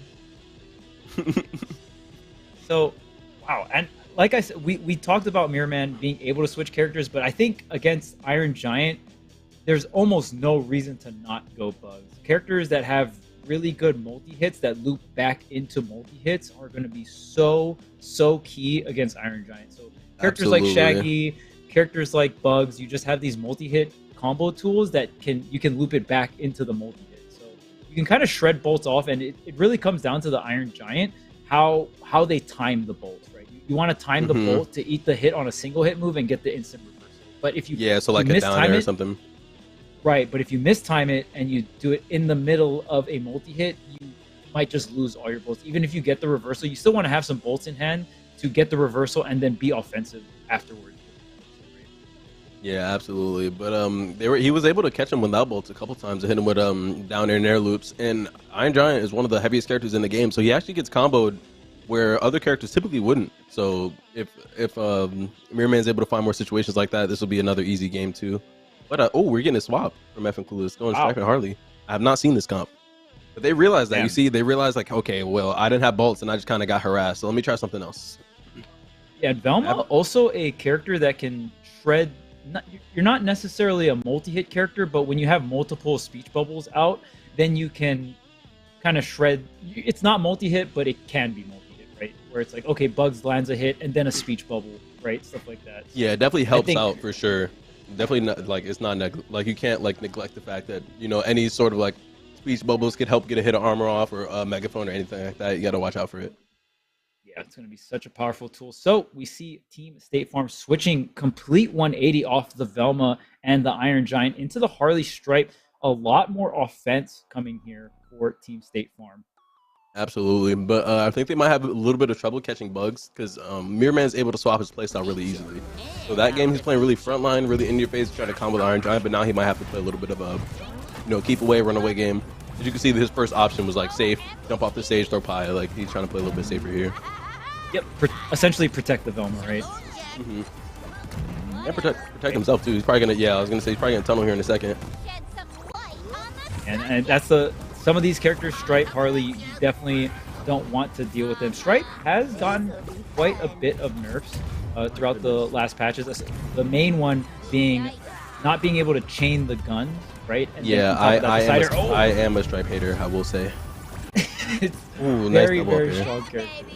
Yes, very strong. And I only have a battering. He has a gun. Yeah, and before Stripe, essentially what happened to the gun changes is Stripe used to be able to space out the guns, so you'd be able to pop a gunshot, wait for a resource like a dodge or a jump, then pop another gunshot. So Stripe was able to kind of create these offstage scenarios where it was pretty much impossible for you to get back on a stage because the gun. Yeah, but now Stripe has less time to go ahead and use up the gun shots, so usually Stripes have to just. Shoot! Oh, another shot! Oh, almost taking out Cosolix. Jeez. Oh, he's about to look. Oh, down there. Oh my goodness, Cosolix makes it back. That was a great recovery. Velma not having, one of the not so great recoveries in the game. So yeah, her recovery is not very strong. She has strong air stalls though, however, so she's really high up. She's able to like live for a while, but when it comes to getting back on the stage from like really low, it's not too easy for her to do. Yeah, your only option is essentially to dodge or go ahead and use that side special towards the wall here. But even with the switch, look at this, Mirrorman and Cosolix still with a great lead, 2-1. Yeah, looking really solid. Like he's able to, like I said, switch it up and play the keep-away game. And he's still not even scared. He's at 110. He's still up in the air fighting, doing up airs. Ooh, oh my gosh, he's still not dead. Nice, good kill. Nice knife there. And this is. Look at this defense coming out from Mirrorman. Mirrorman played that situation so well, even without Rocket, using all the different stalls that Bugs has available. Okay, Rocket offensively here, setting up the save, the megaphone coming through, and the tunnel setup as well. Still alive, 131 here. Oh my goodness, look at him go. Ooh, off the map.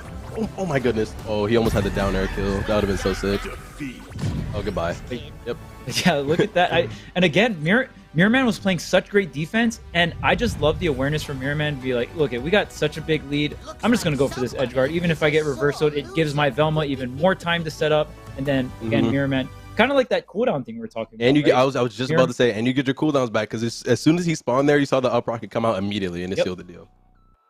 Yep, so great awareness coming out from Mirrorman. And you can see kind of how snowbally it can get with characters like Bugs. When you have a lead like that, then you can go for all in edge guards, and worst case scenario, I'm gonna go ahead and give my opponent the KO, but I get all the strong tools like rocket, tunnel, safe, all those very high impact cooldowns. So, and Mirrorman and Cosolix, I gotta say, this is probably the cleanest we've seen them in the early stages of bracket coming through here. So I mean, just really solid 2 O's across the board here for Mirrorman and Cosolix. And again, not with the stripe. We usually see Cosolix on the stripe, but now Cosolix on the Velma, and they have not been forced to switch yet.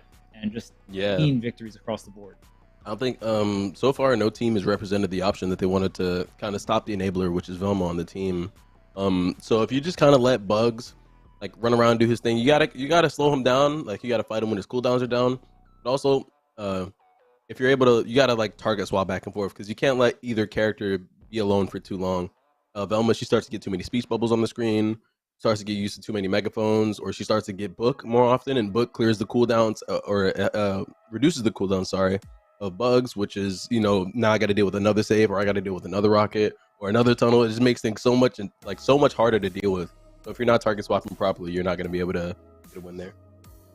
Yeah, you got to be able to get in and disrupt, and that's what we saw the enemy team try to do in terms of their switches, right? They're like, all right, Iron Giant, Velma, we can't really get in there and disrupt, so they tried to go with more faster characters, more rushdown characters like the Stripe, like the Harley. Did not work out, but we're on right to the next match here. And is that the Rock I see on the screen? It's the Rock. Let's go. Game has the Rock Black skins. Adam. I love the name of the skin too. Man in Black. Yeah, Dwayne Black Adam Johnson. So sick. But here we have on the screen here, Sinun and Falsey still in the winner's side of things, up against Greeted and Archangel.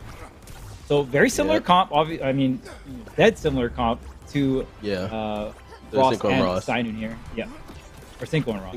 Yeah, Cinco and Ross have the same Black Adam Arya comp, but we'll see how Archangel and Greeted play this one. Yeah, so far they've sorry. What? Yeah, they've played against this comp previously, like their last match. Yeah. So. But you do have to understand that even when seeing the same characters, a lot of people represent different options, and that was a really nice trade there for Sinun.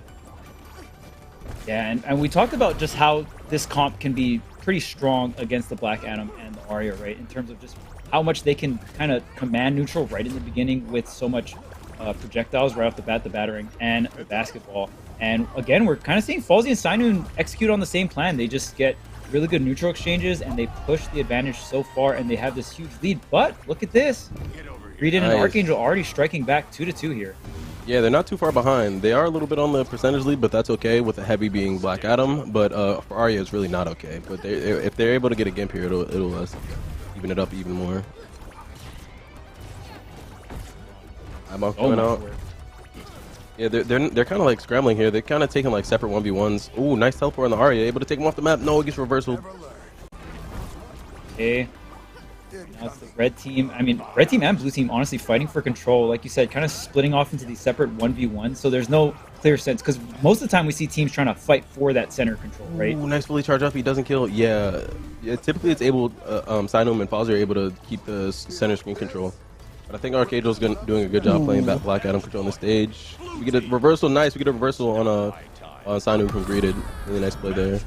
Gotta be careful though. Yeah, they're really low. You cannot play too far in the air. Oh, Archangel, I think he's almost out of options. They don't go for it. Yeah, just gonna go ahead and float right on back here. Black Adam at a very, very high percentages. Yeah, but it's I mean, the same situation we saw last time. Yeah, at least in this situation, Black Adam can play the backline. Yeah, he can play a little bit of backline here. Yeah. Oh, nice double hit. Oh my goodness. No, you cannot play that high. Oh, that was really nice reversal there though. Man, and just in that scenario, LeBron was actually starting to get up pretty high percents, around like the 120 mark there. So very, very close to getting into the other team's favor there. But Falsey Falsey and the squad are gonna close it out. And again, I mean, this LeBron and Sinun on the LeBron-Batman team looking like it's a pretty powerful duo right now. Yeah, absolutely. But right there at the end, playing Black Adam on the back line, you want to be you do want to be safe, but you do have to make sure that if your teammate is able to secure a nice hit, you're able to come through and follow up. So you have to be close enough to help out your teammate a little bit, but you also have to be, mindful of the spacing. And right there, Greeted at the end was able to hit a double down there, which is like a really fat combo starter. And we just couldn't find Archangel to follow up there quick enough, which he tried to do, but he got reversal for it at the end. Right, because the positioning was a little too far back, right? Yeah, if he was a little closer, he might have been able to get like up tilt, and it would have been able to keep the combo going longer, or maybe he would have been able to follow up easier. He wouldn't have to use too many options. Also, Black Adam being one of the slower characters, is really hard for him to catch up like from that distance. Yeah, and that's why positioning is just so key. But it is also scary when there are high mobile characters like Batman on the other side, where it's like, okay, maybe if I play too far up, then the Batman can close the distance. But yeah, that's what he can makes catch you really easily. Yeah, those 2v2 scenarios, that's what makes it so hard. And that's why even when I'm watching a lot of MultiVersus, there's so much flashy things and edge guards that happen that are really sick. But even just seeing base team fundamentals, right? Positioning coming out from both ends, like from your frontliner or your backliner, all those fundamentals really come through. And when you see like top level team fundamentals, that's when the game just gets so fun to watch, because the positioning is pristine, the offense is pristine, the defense is pristine. You really get to see all parts of the game shine in full force. Absolutely. But also, if you take a step back, even like before the gameplay even happens, you have a lot of perks to choose from. And here from Greed and Archangel, they actually haven't opted to take the projectile denial perk. I forget the name of it. School Me Once, I think. Oh yes, okay, yeah. They didn't take School Me Once, and I actually think that's a really key perk that you have to take against a team like LeBron Batman.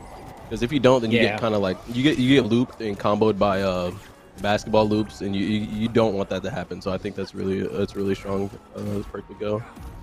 Yeah, that perk has been nerfed, but I think you still have to be open to use it against a team that, like LeBron, like Batman, who not only use projectiles in neutral, but use projectiles to combo. I think when you're fighting against characters that, like you said, combo off of their projectiles, that's when you're going to start getting crazy value. Absolutely.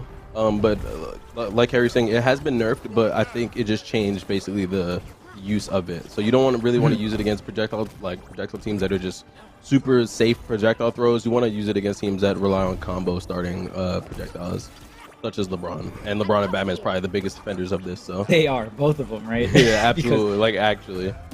Because LeBron and Batman aren't characters where it's like, oh, they're sitting back doing projectiles. They're more they're weaving in and out. Yeah, weaving in and out. And the projectiles are more like setups. It looks like, wow, LeBron's team playing street ball. Oh my goodness, the down there. LeBron playing street ball, trying to bounce the basketball off your noggin. Oh, nice combo there. Oh, the up B just missed. He's able to live though. I'm surprised Item didn't go for that. Nice nair to get back on stage. And Archangel has gotten out of a lot of scenarios where I just thought it was curtains for him. Yeah, absolutely. It's that nair putting in work. Look at that nair. Oh my goodness, the double hit on that one. You gonna do it again. Zaps. All right. We got the up tilt. Oh, he's so dead. Oh, not quite. Nice zap. Finally, though. Yes, Sanum and Falsey actually decided to take the School Me Once perk, and they found a little bit of value from it here. It's hard to see if you're not like looking out for it, but they have found some value out of it. Yeah, especially again, Black Adam, a character where you set up certain projectiles. So right, and Arya even has knife, so very big deal. But okay, reflect there. Ooh, nice through and 3-3 though. This is that scenario. Oh my gosh, he could die. Oh, dunk whip. Oh, he's off the map. He's dead. Oh, he's not dead. LeBron's still they gotta alive. Look for the LeBron. They have to look for the LeBron. Oh no. No, he got dunked on. Hate to see it. And that's gonna seal the deal. GG. Falsey takes it. Falsey and Sinum take it 2-0 over Greed and Archangel. Told you. And that was a game where Falsey and Sinum actually had to make the comeback. Usually we've seen, I mean, both this match and their previous match, they were able to take the lead every single time, right? This is a scenario where they were behind and they were just and their combinations when Falsey and Sinun start things up, it hurts. Like they make you pay. It's really hard to avoid either a lot of too, damage. Yeah, it's really hard to avoid it because, like we said before, the projectiles are like coming through for the combo starters. And once the combos are actually going, if you don't have a character with like let's say Bugs Bunny up air or something like that with bat or weapon, if you actually have to use your physical body to get these hits off, like how Arya has a sword, but she gets really close. And it's really easy to hit her hitboxes.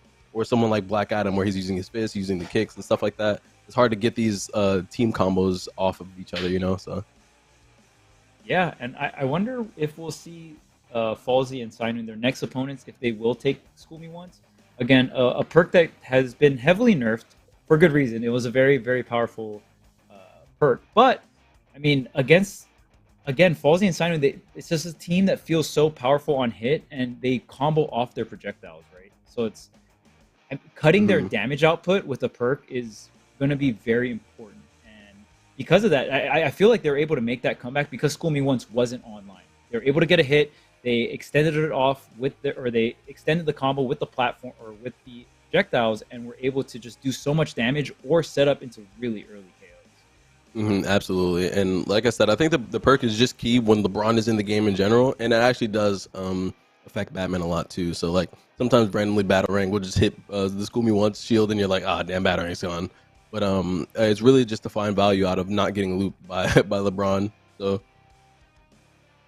LeBron for sure is going to be one of the characters you always you don't necessarily have to pick it always versus LeBron, but I think if it's like, oh, okay, well, we can kind of mitigate LeBron's loops, and then on top of that, the other character, it affects the other character as well. I think those are going to be usually times where it's like, okay, well, we probably should take the perk, right? Yeah, absolutely. But it depends on how you play around the team, because like Black Adam does have the projectile shield, but I don't think they played around it enough to justify not taking the perk. You know, like if they wanted to play a little bit in the shield and like deny maybe a Batarang throw or two, or maybe deny LeBron some of the basketballs, then I feel like you get more value out of that. But they're kind of playing away from the bubble, so if you're playing away from it, I think you should opt for a perk that would help that playstyle. Yeah, and that's the great thing about MultiVersus. I feel like the perk system adds so many different layers, right? Because we even talked about School Me Once being so powerful, but even you bring up, oh yeah, I mean, there is a cooldown for that team to bring and deny projectiles. So maybe you can kind of shuffle those perks to more offensive uses if you play around the projectile shield really well. Yeah, I see Greeted. I think this is Greeted in the chat. He said that perk is trash. No chance I'm using it. Respect it. I respect it. I respect it. I mean, it definitely got nerfed. I get it. Very hard. It got nerfed. Yeah, they definitely nerfed it hard, but I think the value that you find in it, like I said, was you find it against characters that need the projectiles to keep their combos going, or like anything like that. Especially when using CD characters. Yeah, I understand your point, but I still think you could find value out of it. Yeah, just gotta experiment. I think a lot of the player base, especially after the nerfs, are still. It's like, when do I use the perk? Is it even worth it, right? Because before, it was always just against the stray projectile teams. Like, oh, you're just throwing projectiles. I use it versus projectiles. I think because of how hard it got nerfed, the situations are a lot more rare of when you're going to use it. So a lot of the player base is still trying to figure out when that situation is going to be the case. Or if it just got nerfed and undertuned so badly that you never use it. Yeah, like there's certain team comps where I just don't suggest using it at all. Like if you're playing against like Bugs Velma, it used to be okay against them, but now it doesn't. Like, don't use it at all. It's not worth it.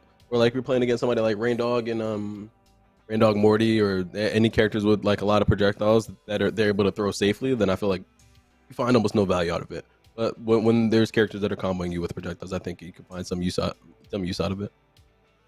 Yeah, specifically comboing out of projectiles, I think it's worth trying out. I don't know if it's guaranteed better, but definitely worth trying out. We'll see if Team Vitamin Water goes with the perk or not. These two teams have been on a tear. I think both of these teams have not dropped a single game. Yeah, they're both in winners side. I think this is winners. It should be. Yeah, it's winners final. So it's best of 5 this time. First of 3. Right, and so I the think, Bugs Velma. they're probably gonna, Bugs Velma, they're gonna have to try to play a little bit on the safe end, because if they let Batman and LeBron get in, I think it'll be really hard to stop the offense. Okay, so they do have the School Me Once is online here for Mirrorman and Velma, or Mirrorman and Cosolix. So they're gonna try it out. We'll see how it works. Yeah, I thought they would. Okay, but this, like you said, this team, when red team gets in, it hurts. They be collecting the taxes. It's yeah, they definitely do. They need a IRS skin for Batman and LeBron. Also, nice beautiful side air. down airs. Oh goodness. That dodge on the Ubby was so good by Cosolix. Oh, the down air is stale though. He's been using that a lot. He's gonna press it again. No, got the sidelight this time. Wow, and having moves like the safe, like the rocket, even the rocket counting as a wall, the up rocket is going to be really big to have the LeBron ball bounce. Oh my goodness! Oh my gosh, they almost Cosolix. took him off the top. Oh, Cosolix with the follow-up. That was really solid. But yeah, you're definitely right. Rocket kind of doubles as a projectile block. Same thing with Safe. Safe actually blocks quite a few projectiles before it is consumed. So projectiles and or hits. And I feel like the blue team, as long as they manage their cooldowns correctly, they can shut down all the basketballs and batarangs because you have Safe, you have Rocket, you also have the tunnel, which right there he actually just got so value well. out of it. Yeah, I don't know if you saw it, but he actually was able to get value and destroy batarang with the projectile block. I'm telling you, there is some use to be had out of it. And K7 is watching. I'm watching, trust. I saw that battering. I definitely did. Look, it blocked the basketball. Look, that's 2 times. We got to get the counter up on screen. Yeah, I was about to say. How many projectiles were blocked by School Me Once? Bro, I'm about to start writing this down. Write that down, write that down. Oh, the rocket comes through the tunnel back on the screen. 2 rockets on the screen now. You got to be wary if you're red team here. These rockets can come down at any point and mess up the whole game. And it's crazy because both these teams third have been rocket. playing so clean right now. And now that we get to see them in Winners Finals, I'm really excited because one is very obviously like a hyper offense team that weaves in and out with projectile setup, and then we have the classic Vomo bugs, right? Yeah, and they can kind of alternate between the two because they do have some strong buttons to press. Megaphone here. The close match 2-2, but the percentage in favor of the blue team. See if red team can get some damage or just get a KO. Yeah, that's definitely a KO right there. Cosolix was not playing safe enough. He was at really high percent. I think here it's definitely still very doable. Batman's at a very high percent, him being one of the lighter characters in the game, so it could be easy to seal the deal on that kill. Yep, look at that Velma up there does it, and LeBron's already at the edge of the stage. And right on cue, man. Yep. You got to be a little careful if you're LeBron here. He's playing back, as you can see. You cannot leave Batman by himself. You cannot leave Batman by himself. You got to help out a little bit. There you go. Batman on Cosolix. Oh, nice. And oh my gosh, what a combo.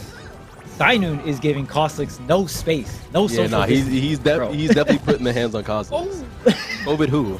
Oh my gosh, the double up. Oh, again? The Batman off the top? Oh, the Batman's on him off the top. He's off the top. Oh my gosh, he's dead.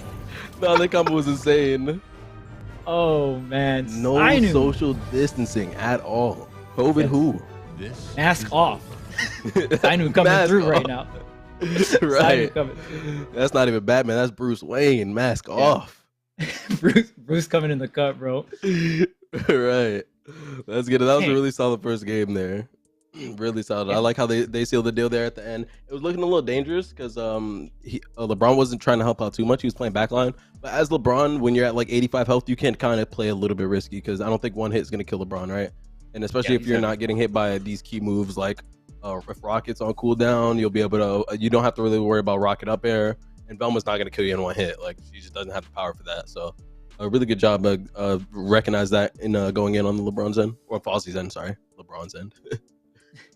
But yeah, I mean, we talked about what kind of openings you need to get on Bugs Velma, right? And I think Fozzie and Cynoon did exactly that.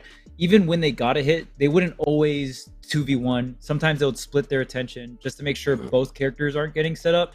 And I definitely feel like Cynoon, like you know, in sports you mark a player, right? Cynoon was definitely marked on the Velma. Just absolutely had nowhere to go all the time. Cynoon was all over Cosolix. Yeah, we'll see. I mean, oh my gosh, we're seeing the switch. There's no way he's playing Shaggy. I'm like, what? I was looking like, oh.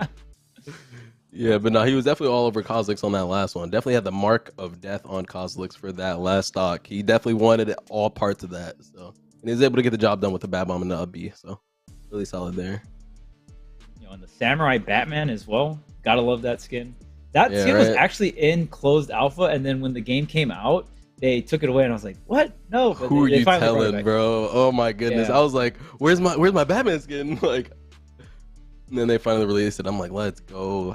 Bro, Tony, if you're watching, I instantly dropped the $10. Instantly, my wallet was yours that day. The fastest $10. Yeah, fastest $10 I ever spent. All right, so back to the stage with a lot of space again here, and this is best of 5. We are in winners finals. We'll see. I mean, Team Vitamin Water was able to. I feel like they had the lead, they had the control, right?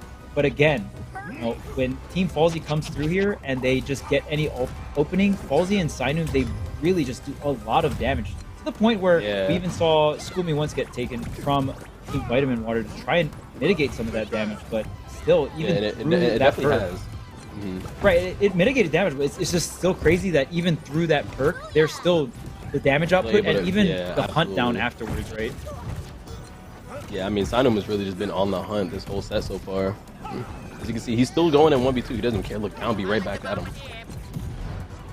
Nice. Oh, tried to get the. Oh my gosh, hunt. the loops. The loops. He's so dead. Oh, if the up B was the other way, that was a kill. Yeah, maybe just a little misread on the KBI there. Yeah, it's all good. Let's see if Cosolix can make use of this second chance he's been given. Nice. Oh my gosh, down there is stale. Up B, nice. Add bomb onto the bugs too. Oh, the rocket coming back, getting so much value out of that. That just got him a whole stock. And that rocket almost connecting onto the LeBron that could have been hit as well. Yeah. 1 point. I would like to say that's like though. counter number 4. Sorry, the School Me Once got another. It blocked another battering. Another one. Another one. Oh, look at the recovery from Falsey. That was without ball as well. Falsey is so on point on LeBron right now. Yeah, one was crazy. I think LeBron without ball is like one of the worst. Has like one of the worst recoveries of the game. So to make it back, and yeah, Zork, we can rechat. We can. But I'm trying to focus on the game. Oh, please, questions on hold. Yeah. Wait till after. Oh my goodness, Cosolix. Up B, nice. They just need one more up B. Bugs is one of those characters really hard to catch him on that because he does have a glide and rocket. Oh my goodness, I knew makes it back. They've got rid of battering. These recoveries, man. Back to back on the stage. Ooh, I like that. Nice down there right there. Down there immediately with the target switch. You see that. Sinum is really just paying attention, trying to make sure that Bugs didn't get too many uses out of that rocket. Yeah, and ooh, okay. 3-1. Oh my goodness, as soon as I said it, the rocket comes out and takes the kill. This is actually still very doable. Nice dunk. Oh my, wait. Hello? Okay. Oh my gosh. Maybe if the red team can line up a double KO here, that's... Oh, wait. Okay, there's one. So, this is still very doable. Yes, we talked about the very, damage very output doable. from red. Very, very doable. I think if they play around the cooldowns, then they should be able to find it here. But you gotta be more careful. Oh my goodness, yeah, you cannot get team comboed like that. Oh my gosh, the rocket. Oh, they don't combo to the up air. Oh, they gotta kill Cosolix here. Oh no, he's able to make it back. Uh-oh. Uh-oh. Look at this. No way. Oh, No way. hit. Okay. Oh, double uppercut. Okay. Oh my gosh. No, they're not dead. Oh, battering. Wow, what a recovery from the blue team, but Velma What a off stage recovery. here. Oh, he got The sniped. rocket? Oh, he's still Denied? alive. Oh, the rocket. You got to be careful. Bug still has rocket. He could just do it at any point. There it is. The rocket's gone. So now you can play a little bit more aggressive. They say coming down here. We're slowing things down. We got the armor. I like what Team Vitamin Water is doing here. They need to close this one out. You don't want to go down 0-2 here versus the red team. Is the Velma up there enough? It's not quite. Oh my gosh, it is on the Batman though, and that seals the deal. On the second hit, right? Yeah, on the light. I was on gonna the say, light care. after I saw hit LeBron, I was like, oh, he's not dead. That's why Batman. I was like, is he dead? And then he died. That's And then one at thing the Velma end, the don't rocket forget. came down and hit LeBron too. Yeah, just for good measure, right? Yeah, right. Just in case. Velma, don't forget to pay the electric bill. That light is active. Yeah, that light bulb is up. that Con Ed bill is paid. Yes. Never dim in these rooms here. And yeah, I mean, just back to back here. I wouldn't ask for better winners finals than this because you want to see it go back and forth, right? And I mean, both these teams have been playing so on point. Both these teams up until this point haven't even lost a single game coming up into the winners final side of things. So both teams playing really clean. I do, in terms of all the Series E's I've watched, this is the cleanest I've seen Mirrorman and Cosolix play. And it might be, one of the big reasons might be because it's more on the comfort pick for Cosolix. I know Cosolix has been working on the stripe and has been very committed to the stripe. This is the first time that I've seen Cosolix more so committed to the Velma off the rip. Every other time I've seen Series E, we've been seeing a lot of the bugs coming out from Mirrorman and a lot of the stripe coming out from Cosolix. And sometimes you would see Cosolix switch over to the Velma if need be, right? But now kind of opening up with the Velma, and it just feels like they're a lot more comfortable. And I think there's something to be said about that too, because a lot of times if you can play, you can kind of pilot a character. Like, let's say there's two characters you can play. Like, let's say I could play like Velma and I could play Harley. My Velma is my main. I'm 100% on the Velma, but my Harley, I'm not too strong with it. Instead of playing the Harley for like a counter pick or something where you're not as comfortable, it's always more like it's always a better option in my opinion. Play something you're more comfortable with. So I think seeing them back on the Bugs Velma is definitely the comfort for their team. Yeah, and there's no issue with having like a backup counter pick if you feel like you're getting rushed way too hard, rushed down as Velma way too hard. You kind of switch these up, right? But comfort always is everything honestly when it comes to any game. Yeah, as long as you're feeling comfortable, especially in a tournament environment, right? And you can definitely speak to this because you've competed in so much high octane level tournaments. The main thing is just wanting to feel comfortable, right? Yeah, absolutely. If you're not comfortable, you start to have to think about things that you typically wouldn't if you're like if you were comfortable. So like if you're playing a character. Oh, nice! Oh my gosh, the basketball was able to get the gimp there. But yeah, if you're playing a character you're not too comfortable with, you got to start thinking about things like combos or what you should do next instead of just it being second nature almost on a comfort pick. All right, so red team already starting things off that, like you said, that gimp early on with the basketball and also destroying the speakers at the same time. Great timing. Huge loops coming in for the blue team here, but you got to get the KO. You're doing the damage, but you got to get the KO. Yeah, absolutely. They are getting a bit of value out of the projectile block perk as well, I will say. I've seen a lot of combos get nullified from this projectile block. I will say, Greeted, if you are still here, please try it. Try it once. I urge you. Once, try it once, man. Yeah, right. Oh no, Velma might have saved Batman with that side air. Yeah, but he ran into the safe. It doesn't kill him though. That's fully charged up B. Oh my gosh, that was a beautiful use of the basketball. And oh my goodness, that was probably the most value they got out of School Me Once. That battering actually would have killed Velma if he did not have School Me Once on. Dang, not only the Nice, another battering off the side. Are they able to get the kill on Bugs here? No, not quite. Velma could possibly die there though. Yeah, but like you said, I mean, Velma not having the greatest recovery, right? But having a lot of stalls. So as long as you're high up in the air as Velma, you do have quite a bit of options. Because you do have the megaphone, you have some of the speech bubbles as well that kind of stall you out. Yeah, you have down air. Oh, did you see him? He was trying to take the Bugs tunnel. Yeah, he tried to take the Bugs tunnel. He's just crouching. I think the Bugs tunnel was in use though. That's so funny. Yeah. Sorry, man. Only one at a time. Yeah, right. Oh my goodness, this is so close. Bugs is at really high percent. You don't want him to free cast in the back line or get use out of something like safe or too many up rockets. You saw him, I was gonna say you saw him do the up B. You know up rocket is coming in a second. He thought it was off cooldown, but it wasn't. Okay. 92 on the bug.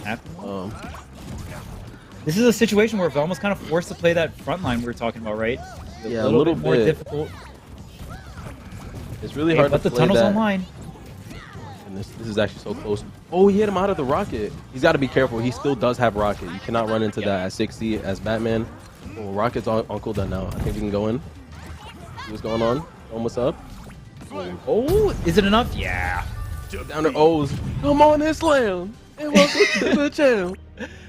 You got hit really high up by the alley-oop there, and I was wondering, like, oh, I wonder if it's gonna combo still into the splash on the bottom. Yeah. Just because you got hit so high up, but it looked like LeBron was still able to combo it there. And yeah, that was nuts. Yeah, Batman definitely dragged him from the heavens all the way down for that slam. That was really solid. Yeah, and we kind of expected this counter pick. I think this counter pick is going to be extremely powerful for this team, for Falsey and Sinum, right? Just coming through. LeBron on Cromulon is just really, really powerful. especially right in the beginning. That's when you're going to see a lot of value. So, I mean, already going to go ahead and get the value off of that pick. And I mean, that is one of the characters that gets a very powerful counter pick is going to be LeBron. Not every character gets very high impact counter picks, but I think LeBron is one of them for sure. Yeah, absolutely. Especially if you're able to go to a stage like Cromulons. I think Iron Giant benefits heavily from Cromulons as well. Okay. Yeah, it's like not a cheese strategy because it's still viable, but you're able to kind of like sit on the speakers and like throw bolts and kind of get your bolts up, and then go in and then kind of like run away to the speakers. And if somebody tries to challenge you while you're on the speakers, you could just grab them and like take them off the map. It's really funny, but you got to be really careful. So like playing against Iron Giant on the map, you have to make sure you're destroying the speakers. Yeah, that's like one of the first things you want to do is just get rid of those speakers. And I mean, it's the same thing when you're playing LeBron against playing against LeBron on that map as well, right? Get rid of those speakers just so LeBron can't free throw any of the basketballs left and right and just keeps bouncing back and forth. Of course I'm prepared. I'm back. Yeah, I think it would have paid a little bit for them to try to destroy the speakers early, but now we're on trophies, so we'll see how this goes. This does benefit Bugs a little bit, smaller stages, because like you get a lot more value out of Tunnel. Tunnel takes up a lot more space. Like you got Safe on the screen, you got up Rocket on the screen. Velma. Okay. Oh wait, they're about to take off the map. Oh, never mind. But also LeBron and Batman find some value out of this stage too, because really close quarters, really easy to get your kills off. Like they're just taking people off the top of the map. Oh my goodness, if that up B hit, he was so dead. Halsey's been doing a really good job of utilizing the LeBron down special to block projectiles and get the ball back. Oh yeah, absolutely. So much value against Velma and Bugs. Yeah, Velma text bubbles or just like a pie that's thrown or just anything really. So much value coming through here, and again, looks like Ballsy and Sinus starting things off with a lead here, but we got an opening coming out from the blue team. Gonna be able to get too much. Oh my gosh, the rocket came down. Was that rocket? I couldn't even see it. It was something. Yeah, something came down and hit him. Probably WB. Nice down there. So able to get the first point here. And both of these teams just have a lot of projectile denial as well. So it's a great mix of kind of saying, oh, Cosolix paying the taxes right now, 37. Oh, absolutely. Going off stage, down. Ooh, sinking low for that one. Ooh, that was a really nice follow-up there by Cosolix, making sure to secure that kill. The hard read too, right? Just coming down with the fastball, sinking the downer extremely low. That hard read can get reversal very hard. So that was a pretty big risk from Cosolix. But I love reads like that. I love reads like that. Yes. You can feel them. Yeah, right? You just feel it in your bones. Like, I know he's going to do this. You just go for it. It pays off. Such a good feeling. Oh, the slam. Oh, no, it doesn't get anything out of it. The platform stops him. Yeah, and honestly, Team Vitamin Water has been playing pretty textbook / safe for a lot of it. So it was a really good read as well, right? Because, hey, I've been playing really safe, and oh my goodness, Cosolix is going off this match. Oh my gosh, the camera seals the deal. It's still very winnable, though, because they just have to trade these two stocks, and they're pretty much almost even. Yeah, because the damage comes easy for Red Team, right? So. Yeah, exactly. And LeBron is really hard to kill. He is the one that is at higher percent, but it shouldn't matter too much. At least not yet. Okay, there it is. Yeah, nice. Right. Seal the deal on that one. I think here they gotta pay attention. Yeah, they gotta pay attention to the up rocket cooldown. You see, he's going for the. He went for up B, but rocket was on cooldown, which means he's about to come back up right now. Yep, there it is. And being aware of that, knowing when rocket's up, and you've mentioned it so much times because you've had to play up against Bugs so many times, but it does affect how you play against the character, right? Yeah, you should be paying attention to the rocket because that's one of his biggest kill moves. So like, not paying attention to that and just getting surprised double up rocketed off the map is not fun. So here we go. There's one rocket off the screen, and they got Bad Bomb. You got to put some pressure on him here. Nice, he's off the stage. That up attack. He doesn't touch. That attack is. Oh, is that? Oh, great KBI coming out from Sinun. Oh my goodness. Alive. So close, oh my goodness. The rocket just gave my haircut. Oh, GG's. And there's so much things to avoid in that situation, right? The down rocket, especially if you're Sinun, you do have the movement that, I mean, really good movement that most DC characters have being on the Batman, but there's so much to avoid on the screen. So many hitboxes, the rocket as well. So a lot of setup there. And it looks like we got 2-2, the counter pick for Mirrorman and Cosolix working out for them as well. Yeah, absolutely. But one thing that they haven't done too much is kind of like use the sides of the stage when things are getting a little too hectic on the screen. Like right there, like just going into their team with Rocket being on the screen and text bubbles and lasers and everything, like still going in to challenge them after that is really rough. Like sometimes you just got to be okay with like touching the side of the stage and just like conceding on stage presence just for, even if it's just for a second. Yeah. Essentially respecting like these really high-end big cooldowns, like the rocket coming down and stuff like that. So yeah, absolutely. And because in those situations, one hit off the rocket was going to mean the KO as well, right? It's not like, oh, I'm at 0, it's fine if I get it. Yeah, it's not like Rocket will kill me, right? No, it definitely will. And the thing about Rocket that's scary is you have to start respecting that move as early as 50%.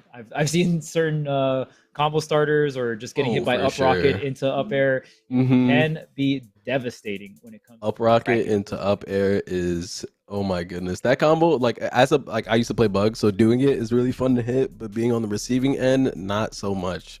It's like, damn, I was at 50 and up rocket up air killed me. Oh my gosh, bro! Like I already know how they feel on that one. Especially if your KVI or KDI gets mixed up in the other direction and you get crossed up on your KDI. Oh man, it's rough. Like you just get obliterated. Yeah, and it's like, oh my goodness, bro, what was I supposed to do? Pain. All right, we see the round starts coming out from both characters. They're just kind of sitting in the smoke bomb though. Yes, sitting in the smoke bomb, and Bugs was chilling on Velma's arms. That was funny. Yeah, Velma just reading him a little bedtime story or something. Ooh, big combo starter here. Oh, wait a minute. Velma oh my gosh, the reversal. Oh, Sinum can take him off the stage here. Oh my goodness, you gotta watch out. LeBron's getting comboed, brother. Both teams kind of trading back and forth, but I think blue team was able to deal quite a bit of damage off that loop. Yeah, a lot of damage on that loop. I think we could see the difference in time played with their teammates. Like you can kind of see like Mirrorman and Cosolix are kind of helping each other out a little bit more than Fauzi and Sinum. Like Fauzi just got looped to like 90 and oh my goodness. Is he dead? Yeah, up air is gonna kill right there. You could just see, yeah, absolutely. You could just see Fauzi and Sinum not quite adjusted yet to the team combos. Oh my goodness. We got safe on the screen. We got laser. And the thing about Mirrorman just usually goes for the jab onto the safe. Just, okay, cool, skids across the stage. You can use it for another follow-up or just skid it across the stage in the other direction. The Cosolix has the bat bomb. Oh, wait! You're still alive! Oh, wait, he's alive! Oh my goodness. Safe here. On the up air, the up air doesn't kill. What a DI from Sinum right there. Cosolix. Oh my goodness, and then hitting the safe up, Cosolix is insane. Oh my, oh no way! Cosolix is playing so well right now. You don't get the KO. You don't get the, okay. Oh my goodness. I was like, Cosolix is doing it all right now. Yeah. That was definitely a clip if you got that KO. Yeah, I mean, just Cosolix, I love when a player plays well in so many different departments, right? Like you see the defense, you see the offense, and then you see like team fundamentals at the same time. Yeah, when it all comes together in a certain sequence. Oh, LeBron lives that. Oh my goodness. Oh yeah, this is looking very rough. 154 on LeBron. It's really just solo Sinum. Like he has to kill these shots. Right. LeBron cannot help out much. He could throw a basketball or two, but that's it. That basketball's off the map. He's at 160. He's just trying to air stall. Oh, he's so dead. Oh, he's not. Okay. Sinum is taking so much damage for this though. I mean, Sinum can't really afford to take too much damage. You practically got to play perfect at this point. Yeah, too many more hits will do it. Especially with such a low weight like Batman, and he's dead. The up air seals it.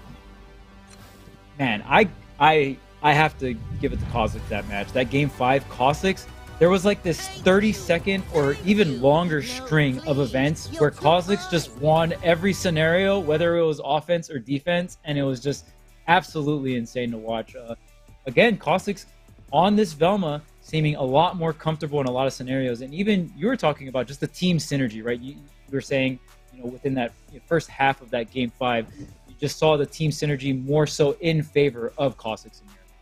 Yeah, definitely able to keep it together too for the length of the set, especially it coming down to game 5 like that. being able to stay on top of things and be able to keep cool under like a high pressure situation and play with your teammate well enough throughout the whole set definitely rewarded them there with the win.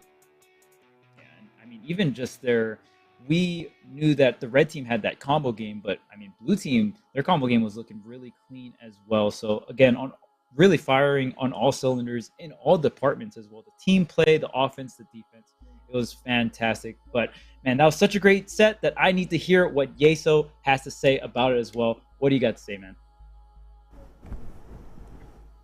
The big thing that I've got to say is that Mirrorman and Cosolix finally break their third place curse. They've been gated at third or fourth through the first few weeks of the season. They finally get it done here. We've yet to see if they can win the bracket tonight. Certainly going to be a tough test. And that full 5-game set there up against Falls and Sanume there does show that it will likely be a really tightly contested grand final, but at the very least, they're guaranteed top 2. They're sitting comfortably now in grand finals from winner's side, and that's going to make things really interesting as we run down the rest of the bracket. Of course, it was 2 O's on each side there of the winner's semifinal, so both Falls and Co. and then Team Vitamin Water, there came in very strong to that winner's finals, and love getting to see Mirrorman and Cosolix battling back from down 2-1 in that set, and they take the win, and now they've got to be feeling really good about that. I do really, though, want to check in on the state of things down on the loser side of the bracket, because a lot of things going on that end. Of course, we talked earlier on about those early matchups. Apachiro, Adept, and Shiro did move on early on, and Cinco and Ross were able to keep things rolling for Team Aegon early on. There it is. Wonderful. Thank you so much to the production side here. The big thing going on, though, that we're keeping an eye on right now is Greeted and Archangel up against Adept and Shiro right now, playing for that final spot in top 4. Cinco able to get the 2-1 up against Meth and Clueless. Unfortunate for them that they're gated here outside of top 4. They finished 5th, 6th, but Cinco in that squad, and Ross staying alive right now, and they're gonna have a tough test. Greeted, very talented player. Oh, we just got the shout out to production with the live update. Adept and Shiro just took the win. It goes a full 3 games, which we've gotten all the way through the loser's side. You can see so far all 4 sets down there on that half of the bracket have gone a full 3 games, and it's Adept and Shiro that come out with the win, and that means that they get this matchup with Cinco and Ross, and that's going to be a real fun one here for losers semifinals, and of course Falls' squad waiting in losers finals for the winner of that one. So our top 4 is set. Mirrorman and Cosolix have broke that 3rd place curse. They've broken through that wall, and we'll have to see if maybe they can claim a win here tonight overall. We'll have that and more for you when we come back. We're headed to a quick break, but when we return, we're making the run to the finish here. Don't go far, folks. We'll return in just a few.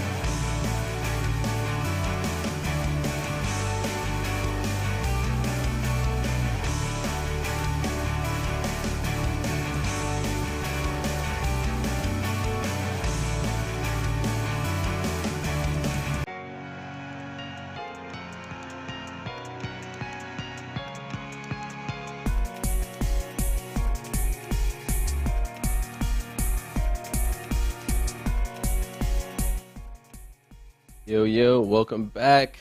Esports Arena multi-versus action coming at you. We got Team Aegon coming up with Ross and Cinco versus Apache and Shiro. Right. And I'm joined by my good friend here, Charles. Yes, sir. How you doing, K7? How you liking the action so far? Fantastic. I'm loving it. We're in the loser semi right now. I'm actually excited to see who gets to the grands here because we're going to have a fantastic grand final set with these last few teams here in the bracket. Yeah, and I've talked to Ross before, and he actually said that he grinds with your team a lot, Ross. And, yeah. Yeah. Me and Pred. I'm and, super excited Cinco to see Ross this. sparring partners. Yeah, Cinco and Ross were able to get second place to your team the last Series E. So really excited to see if they can make a losers run. And I think what everyone is really excited for is, just seeing Mirrorman and Cosolix at full power, so to speak. I don't want to say that they were sandbagging or anything like that. You're right, right. Like they definitely weren't sandbagging previously in Series E, but again, there's a lot of expectations for their team, and I think they're coming out and they're showing what those expectations are, right? Like, and they're executing on those expectations. Like I wouldn't say it was a dominating winners finals, but the last game was very dominant in their side. So really sick to see them come out in full force. Yeah, when you say full power, it's kind of funny. It's like they went Super Saiyan almost, like they just come through ready to clear the bracket. But they're sitting pretty in winner side, so we'll see how the losers matchups shake up the bracket. Yeah, and I mean it's funny because all it took was the Evo throwback, man.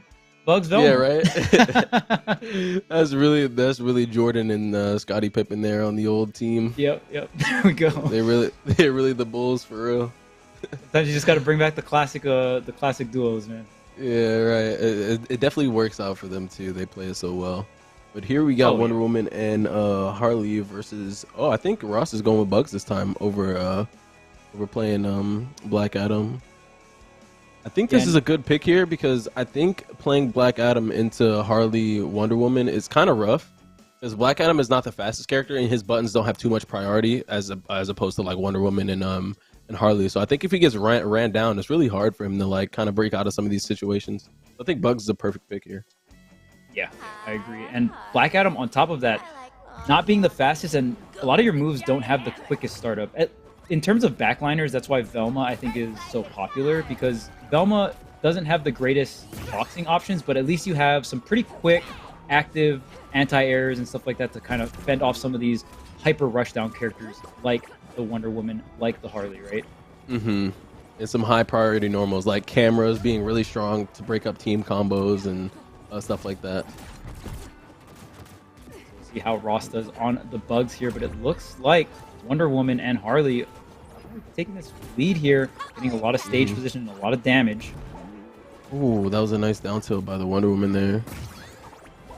You got to be careful. They're kind of just fighting them like corner to corner. Like they were on the left side of the stage, now the right. They're going back to the left. Like they kind of box them all across the stage.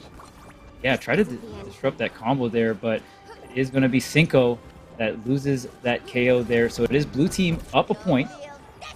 Yeah, it shouldn't be too bad as long as Cinco doesn't take too much damage here on this stock and they're able to secure the Harley kill. Yep, they do.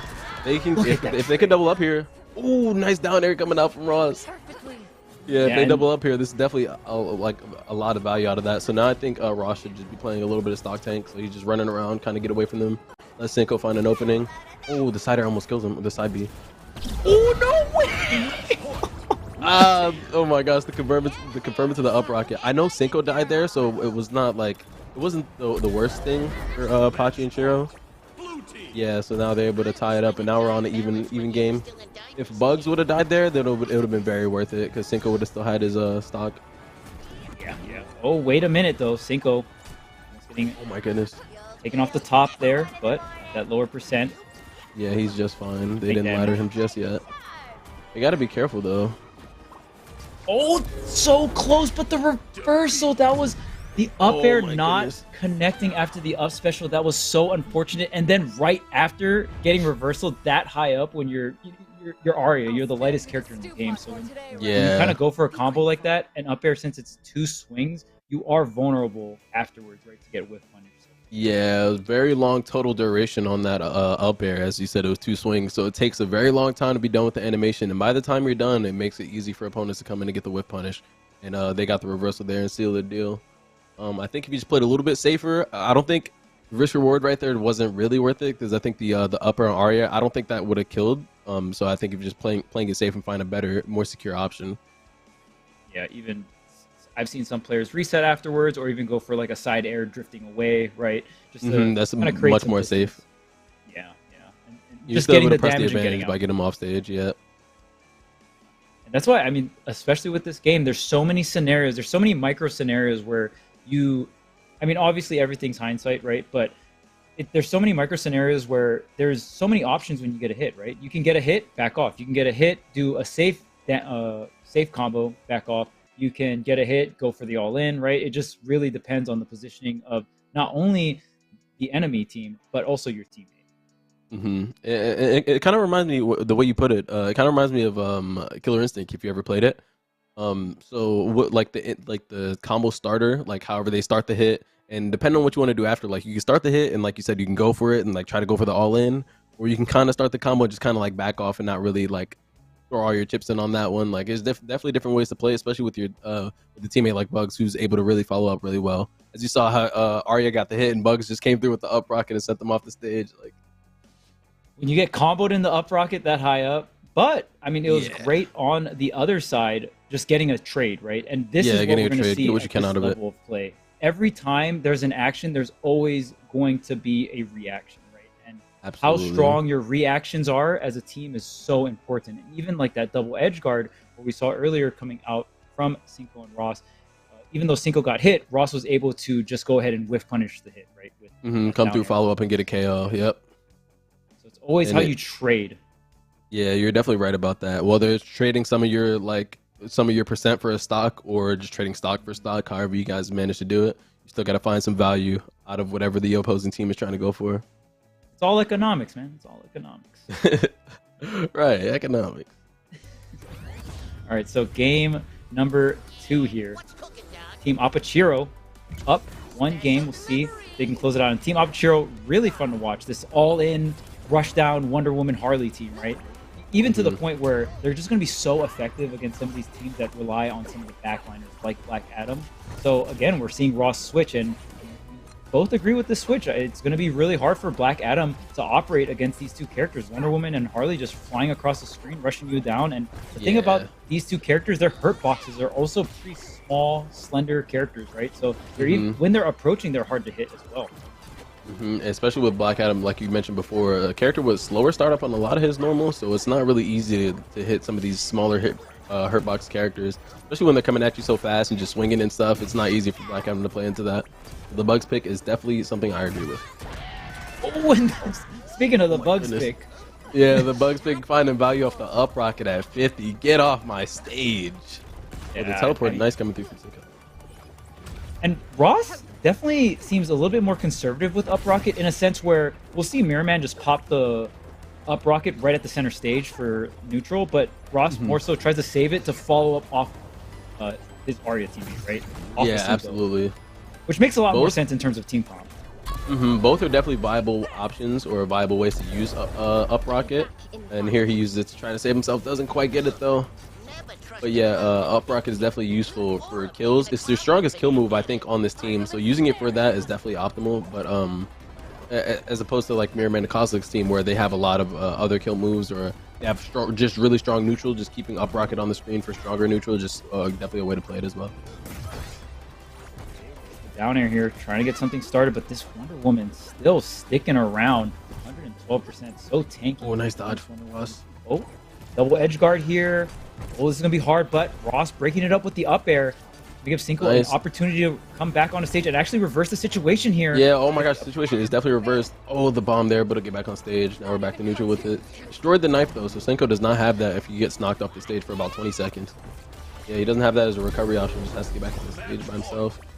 Oh my goodness, so the Nair almost kills them both. Cinco able to make it back. Oh my gosh, the reversal from Cinco. Hey, oh my gosh, that was so good. Back to back, but he's at 118, so it's going to be a bit hard for him to play this backline roll. The tunnel makes it slightly easier. He has knife on the screen. Is he going to take it? No, Ross doesn't pick it up. Ross essentially has to 2v1. Yeah, it's going to be really hard, especially with the screen positioning right here. Ross doesn't really have much. Okay, like that. Oh, and waiting for the safe to come through. Cinco playing it really smart. Doesn't want to take too much risk. There's the knife. Stalling out just in time here. Gonna use the knife and teleport right over to Ross, and using the knife, using things like the tunnel, all these high mobility options, and now Ross setting up the tunnel for Cinco as well. They have turn attack on, so any armor is not gonna find any use for them. Oh, gotta be careful here for Cinco. Oh, he's trying to take the tunnel. Oh, they're trying to get the KO here. Nice up rocket. Oh, oh, they didn't find it. Oh, the Nair does it. Oh, that was so solid at the end there.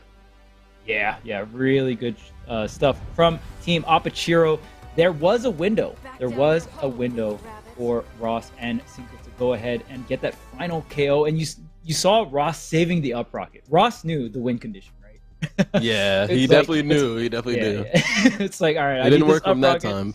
It was very close, very close. And I liked how they took their time and eventually found one opportunity and tried to all in on that opportunity. That's the win condition in that situation for Ross and Cinco. And even though they didn't necessarily win that game, the way they played it out towards the end there, Cinco just, like you said, there's a lot of scenarios where you just got to hug that wall, right? You got to take your time, wait for certain cooldowns, and they really weaved all the cooldowns together. But Team Apachiro just did a really solid job, and they knew exactly what Ross and what Ross's team was going for. So really good stuff from them, and they just played really solid and they closed it out.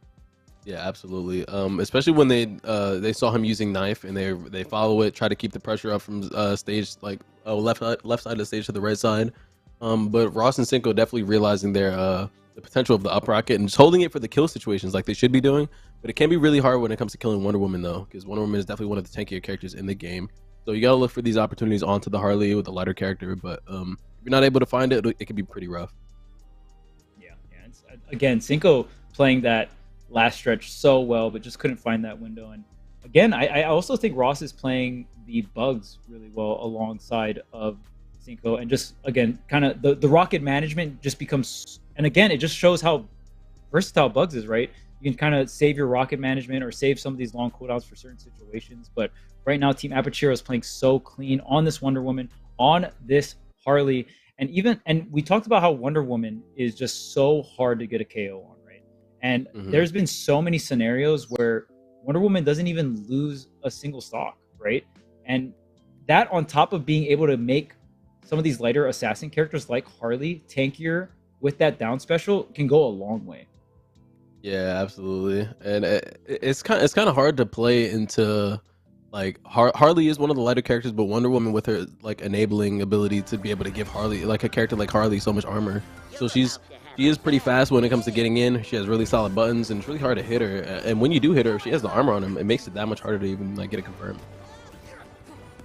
That's why Wonder Woman, also another versatile character, just because, like you said, is a character that can enable other characters, right? Yeah, absolutely.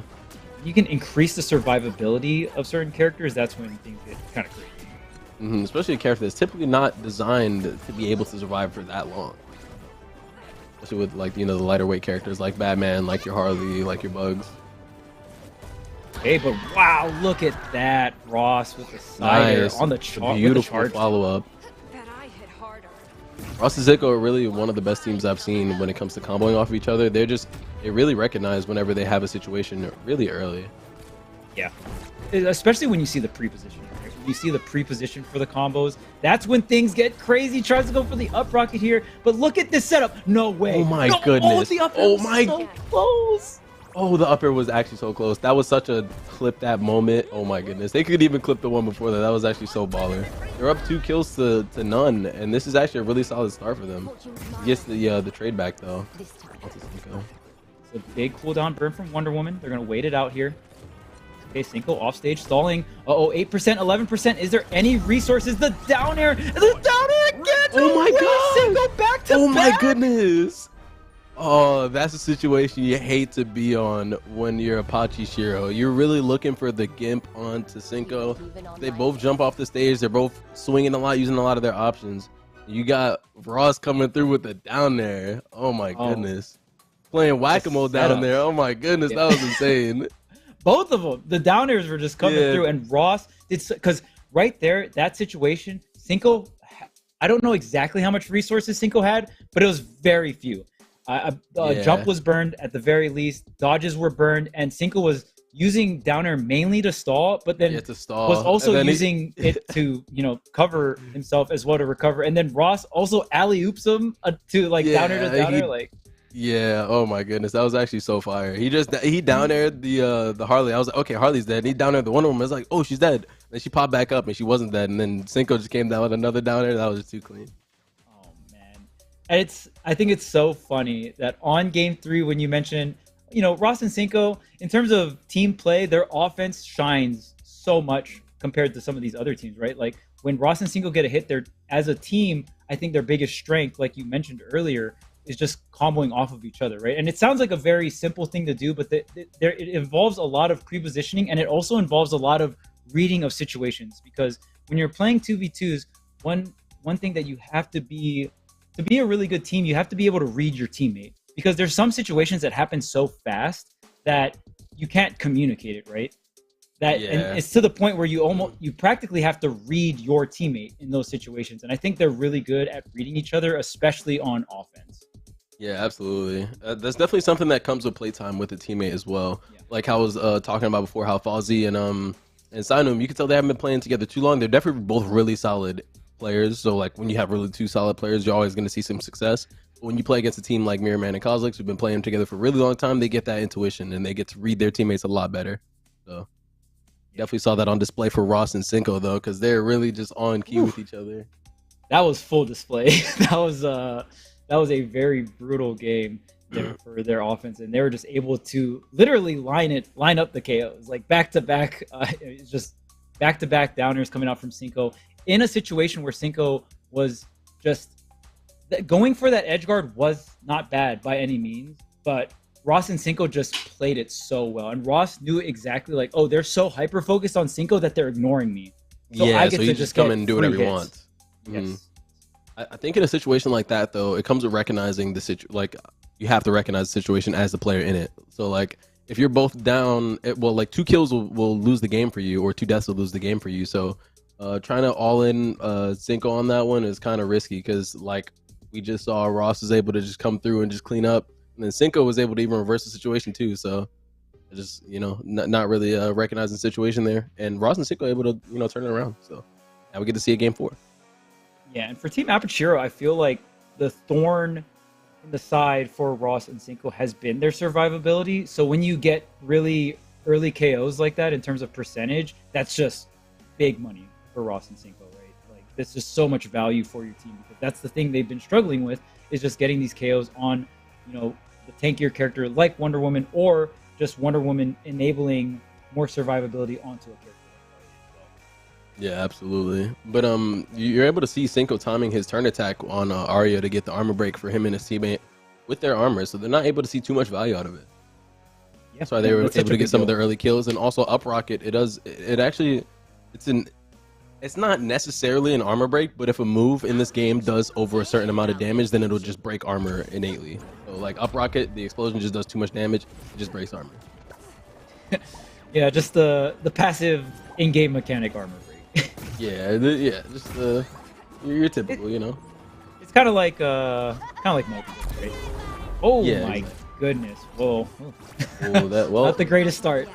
Yeah, off a start like that, you just gotta wipe your memory. You just gotta act like it didn't happen. But you have to recognize you are down a stock. Yeah, wow. That is the downside of Arya, right? Arya is just such a light character. And again, look at this. The vertical chase down coming out from Team Apachiro. You got to avoid the Wonder Woman up special, the Harley up special. There's so much vertical threat coming out from this team, and they are cashing out here in this game. Yeah, absolutely. You got to be really careful when it comes to playing on a map like this, too, because Trophy's Edge, you can get taken off the top really easily. Yeah, Shiro was doing such an incredible job, but Apache was the one just swinging that bat up there and getting both of these early KOs for this team. Got the up special and the up air coming out. Oh, nice nair. Ross able to save himself. Oh, he hits him into the rocket. Oh, it doesn't quite kill though. They're gonna get some damage, but look, still full control. Ross able to set up the tunnel here, trying to get a certain threat going. Oh, double up. Okay, are gonna get 1 here. Can we find 2 though? I think they should look for 2 on the 0. Oh no, not quite. They got to be careful. They both have really high percent. They both got gimped, so this is really just a last stock for each of them, unless one of them is going to stock tank, which I think should be Ross if anybody's going to do it at all. Oh, and the answer is wow. Ross cannot. Yeah, Ross so high up in the air. Yeah, Cinco is very high up in there. He's getting blocked by the name tags right now. yeah. Cinco is. Oh, wait a minute. Harley, low on resources here. Try to capitalize.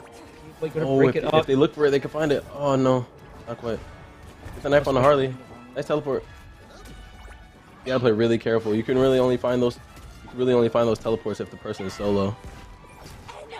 Ross has to play this. Oh, they're just looking for situation. Okay, that's one. This is still gonna be one. Really they still rough. need two more. They need like a crazy reversal gimp or something. Otherwise, it's not gonna work out too well. Super duper Twitch clip into crazy edge guard. They need a Xbox record that. Oh my goodness, please. Oh, not quite. He gets hit by the. I think that was the boxing glove down. Yeah. Harley that seals downer it up. is one of the things that and that's the great thing about Harley. You don't have to commit too much. And we used to see earlier. Oh my goodness, Apache with 4 KOs. Yeah, he brought out 4 on that one. Apache was the one to get all 4 KOs, but particularly those first 2 early ones, right? With the up special, maybe a little bit of cross up on the KDI there, but nonetheless, it was Apache with all offense all the time. And Shiro, of course, holding it down on the Wonder Woman. Shiro throughout the whole set was such a nuisance for Ross and Cinco because they just couldn't really get the KO on Shiro. It was so difficult for them. And the few times they were able to get early KOs on Shiro, it was that game 3 where had that double downer and stuff like that. But again, it was just such a hard team for Ross and Cinco to deal with, to the point where Ross had to switch to bugs. I like that Ross stayed bugs even though they were down 0-2, just because again, the Black Adam operating against Wonder Woman and Harley, it just sounds so rough. Yeah, it definitely is. He could have tried it because, like we said before, counter picks and comfort picks are like you want to play the comfort. But Ross has played a lot of bugs, so he is definitely comfortable on the pick. So at that point, it's really just a toss up whether you think Black Adam or Bugs Bunny is going to work better. Yeah, and the vertical chase down, man. Sure. Yeah, the ladders on that team is insane. Like you just get so much value out of like Wonder Woman up B and up air, and then you got Harley swinging the up bad and the up shot. And you have like a Jack in Box on the screen. There's just so much to deal with, especially if they get going. A really hard team to deal with. Yeah, and they're always able to establish a crazy lead in the beginning, or at least maybe not a crazy lead every single time, but they usually were able to start a lead, and then it always kind of puts Ross and Cinco in this position where one player has to 2v1 and one player has to play hyper defensively, right? So that obviously is the reward for gaining the lead, but always having to play from that position can be so rough, especially if it's Cinco. That's the one that's stock taking, right? Yeah. Well, who do we have next here? I think we have Losers finals coming through. Yeah, Losers finals coming up. It should be Apache Shiro versus, I think, is it Meth and Clueless? Or no, sorry, it's Falsey and Sinum. That's who it is. Falsey and Sinum. All right. I don't think this team played each other. I'm trying to think. Earlier. No, they have not. But I actually would like to see how this goes, because with the team that they're like both really brawl heavy teams. So like where you got like Wonder Woman, Harley, they just want to be in the mix and kind of like combo heavy. But you kind of got the same thing with Batman and LeBron. But I think it should work slightly in the favor of Wonder Woman and Harley, just for the simple fact that Batarang and Basketball is going to get blocked by the side B or even up B sometimes. And if she has the signature perk on where she's able to dodge the projectiles, it'll automatically just destroy it. So you got to be careful playing into this team comp, because I'm not sure if it'll work well. Yeah, but of course, what we have to happens see. here. Yeah. I wonder if Team Apachiro, one thing we have seen to be successful versus Falsey and Sinun is the School Me Once perk. Has been nerfed, but still I think can be effective in certain scenarios, especially like we were talking about, just teams that combo off of their projectiles. So, just having that 2 seconds or so of that projectile shield will mitigate damage if the damage, more so just concentrating on mitigating combo damage from projectiles rather than just mitigating projectiles in general, right? Yeah, absolutely. And if we had a little counter going on, I'm just saying, I called it a couple times where that School Me Once put in some work. So even just say like that one scenario with the Batarang, like just cutting off the Batarang so someone wouldn't have gotten edge guard after. Yeah, it was Cosolix. He was like in the air off the like side of the stage, and fully charged battering actually does quite a bit of knockback. It might have even like not spike because it's not gonna send him downwards, but it definitely would have sent him off the stage and killed him more than likely. So being able to even block a fully charged battering like that and get rid of it, it doesn't just block it and fall back down to where Batman can catch it. It destroys it. So that's a lot of value from that. Oh yeah, absolutely. And if you're hitting Velma that far out, that low, even if it's not necessarily like a quote unquote spike, it might as well be on Velma, right? Because once you send Velma out that far, it's very, very difficult for Velma to make it back. One of the lower end recoveries in the game. Yeah, especially with the lack of options he may have had. So yeah, it could be really hard to deal with there. But Velma is one of the few characters that can clash with Batman's battering. If you're off stage, you still have the text bubbles, you still have book. So you can save yourself in certain situations, but if you're a top tier Batman player like myself, you can kind of like, you ever watch Wanted where they like curve the bullet? You can like curve the battering around the book and stuff. It's really cool. Yeah. Oh yeah, you can get so crazy. I love when any Batman will set up the battering, so when it's coming back, it's like circling around Batman. So it's kind of like Velma's speech bubbles circling around you in a way, right? Mm-hmm. You get a couple pass throughs and stuff like that. You get really it's creative really dope. with it. Yeah, I tend to get really creative when me and Pred play together like that too. So like if he sends book at me, I'll throw battering out and I'll like loop both of them around me. So I'm just like Batman with like it's just double battering basically. you just got the really projectile shield. Yeah, really double projectile shield. And if anybody comes in and hits me, they're probably gonna trade with one of the two things that are following me. So nice. Yeah, this team is gonna be really fun to see because we've seen a lot of teams where there's a very solidified backliner and then a solidified frontliner. I feel like this is going to be one of our first matchups where it's all four essential frontliners, right? Like every character in this game generally has some kind of thing they can set up in the back, but it's like it's probably not going to be as impactful as a mage or a support. When mages and supports usually in the back have a little bit more high impact, and then some of these other characters they have like, oh, I can throw a battering and come in. Yeah, exactly. They have something they can do. Yeah. Well, Superman is one of those characters also where he can kind of play both the roles of like backline and frontline, right? So like if you have him in the front, you can Frost Breath. You have the slow. You have like laser beams up in the air, and he also has like high priority on a lot of his moves. Like his side air is really high priority, or his flight move is really high priority. Like just a lot of things you can do to like command that space. Yeah, and that Frost Breath is crazy. I know in the very early meta of Superman, we didn't see too much Frost Breath, but nowadays you see Frost Breath a lot. Yeah, Frost Breath for days. Like he just huffing and puffing and blowing the whole lobby away. Like it's just crazy. Big bad wolf man, coming through. Yeah, right. Big bad soups. I'm glad they got a meter on it now. Like a lot of times people would just play kind of campy with it at once. Like you just kind of use Frost Breath and just hold it forever. So if like a character that you're fighting like Batman or Arya wants to do anything, you just kind of Frost Breath knife or you Frost Breath via battering, and you can't really find use out of it. Right, it's like oh hey, this is a wall that you don't want to get hit by, and on top of that, it freezes your projectiles. Yeah, so it's like, how do I approach? You just can't. Wait a minute, infinite? You just be blowing the whole time? Yeah, the whole time, bro. Like no cooldown, nothing. This is what you're doing? Word. The lungs on this man. Right. Yo, super lungs. Oh my goodness. He can outsmoke the whole Justice League. Yeah, but if you think about it, even back when, especially when the Frost perk was crazy, it's like, why Frost Breath, right? Stuff like that. So I think the game has changed. Like some of the perks have gone toned down to the point where it's like some of these other moves where a lot of players, viable, other players just didn't really seem like, oh, what's the point of Frost Breathing if I can just like have my Velma hit a speech bubble and it's more effective than my Frost Breath, right? But now it's a lot more different. So really sick to see the meta evolve.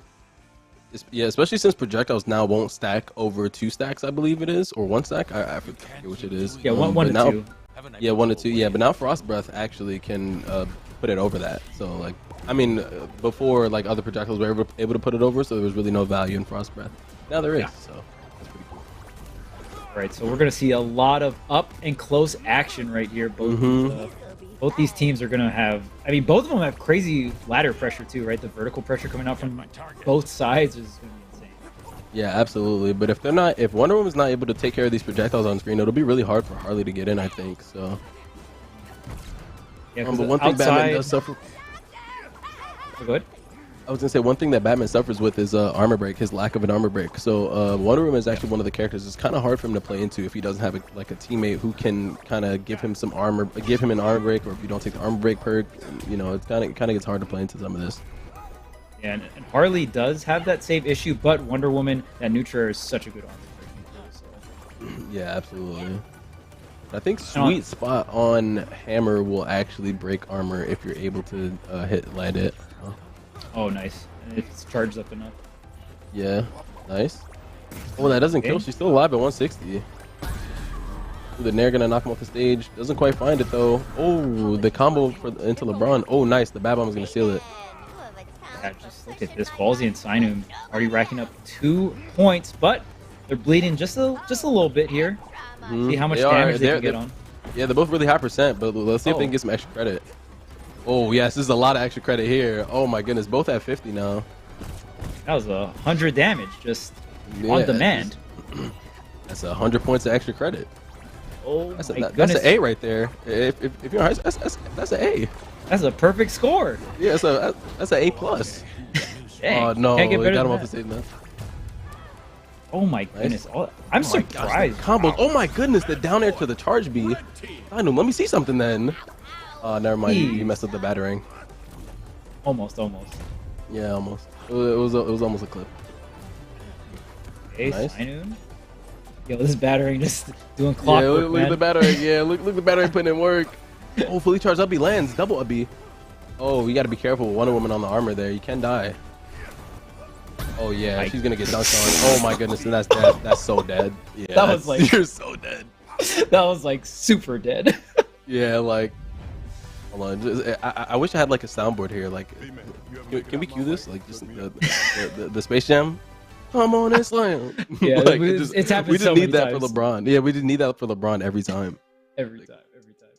It's fun, like stacking knockback as well in this game, because in that situation, the slam was already going to get the KO, and then you saw like a couple more reps of a combo into a stack knockback. Yeah.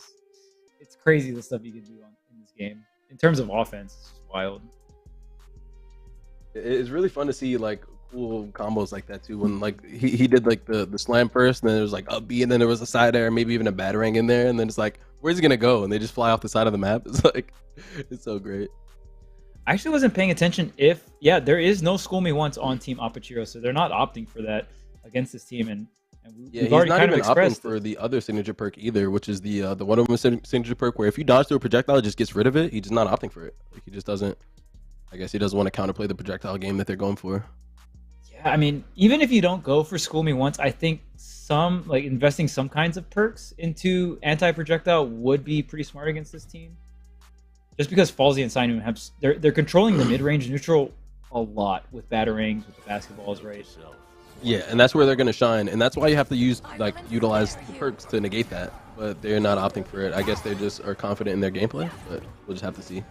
They're confident in their movement. I think they had all green perks, if I'm not mistaken. So they're going to opt to go for the movement strategy instead of going for, oh my goodness, the cross up on the KBI. You saw the reverse there coming up from Falsey. Yeah, turn the up air around. That was so smart. No, LeBron is balling on them. Look at him. The layup. For real. Come on.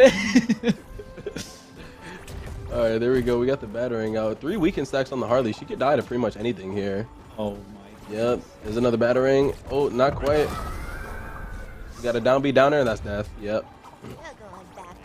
That down already special with range. another strong lead. Yeah, they just get one opening, right? And again, we talked about how they're controlling the mid range. Okay, that's going to be an early KO on LeBron, around 111%. That's pretty early for LeBron there. Yeah, that's definitely early for LeBron. Usually it's like 140 you can see him low to. Shiro and Apache definitely fighting back here.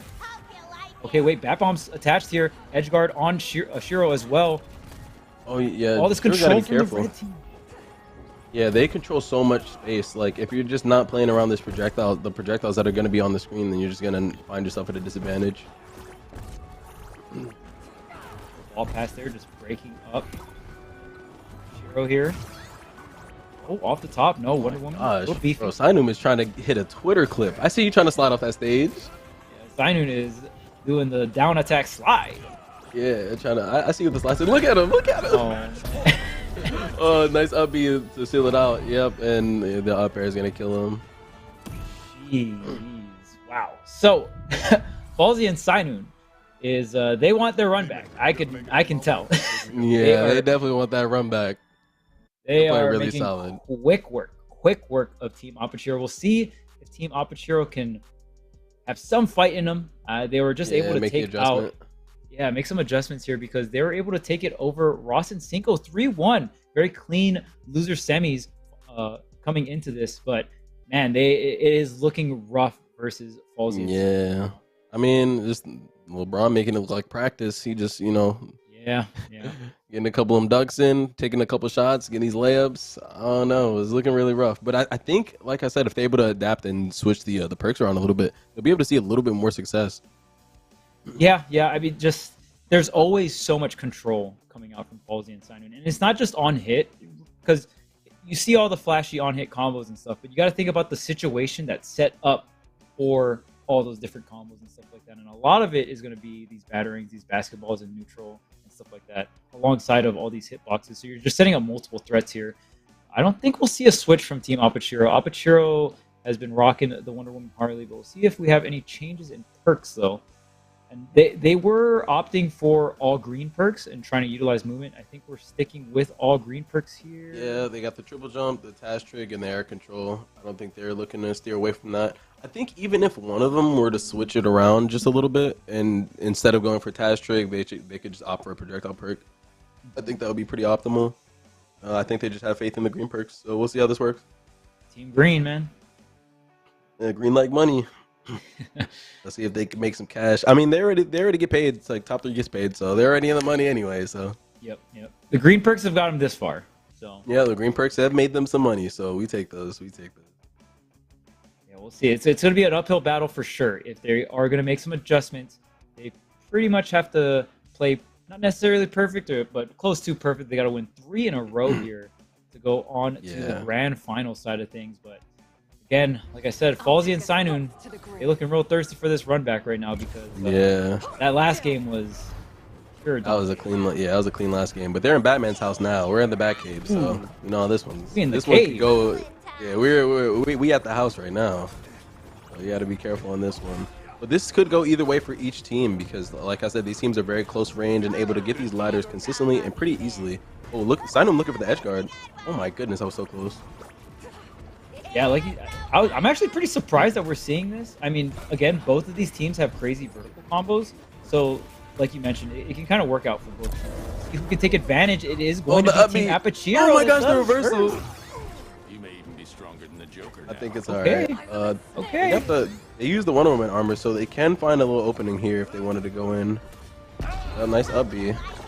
Oh no, Batman's getting the work put on him. Oh my goodness, Sinun was getting taken off the map.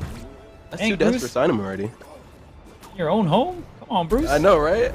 Hold on. Act like you know where this place is. Oh my goodness, and they're already on match point. They only have 1 stock taken off the blue team. Yeah, I mean, what a turnaround. I mean, we talked about Team Apachiro. They need to make some kind of adjustments here. Falsey and Sinun. Come on, Islam.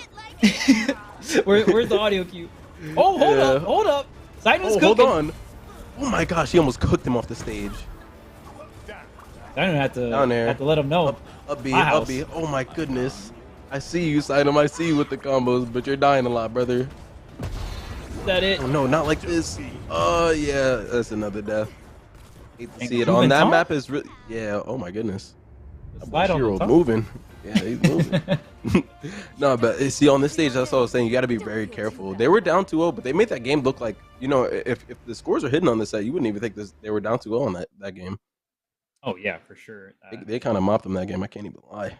Yeah, sure, Apache, and they are kind of all-inning on their offense, right? And a team that kind of already does that. I think both these teams are all-inning on offense, but again, going to a stage like Batcave, both of these teams have crazy vertical ladder combos, but it was Team Apachiro that was able to take advantage of that. And that very first swing of the first couple KOs, it was very, very important, right? Especially on a snowbally stage like Batcave. It's very hard to make comeback on Batcave unless you're doing it through your offense. It's very hard to slow things down to a crawl, slowly make the comeback, that kind of style because it's people just get KO'd so early on that stage. Yeah, very early KOs, especially like it's hard for like a character like Batman to really move around on Batcave, especially when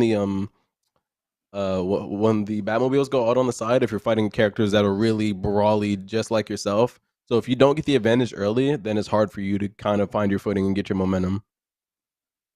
So we'll see. A lot of times, Now, like your engage is going to be like battering, and if they have armor in this team comp and they're able to clash a battering, or if you just throw it at the Jack in the Box, or if you throw it at the bomb that Harley throws, like there's just so many different things that just it's really hard to like catch your footing in a matchup like that.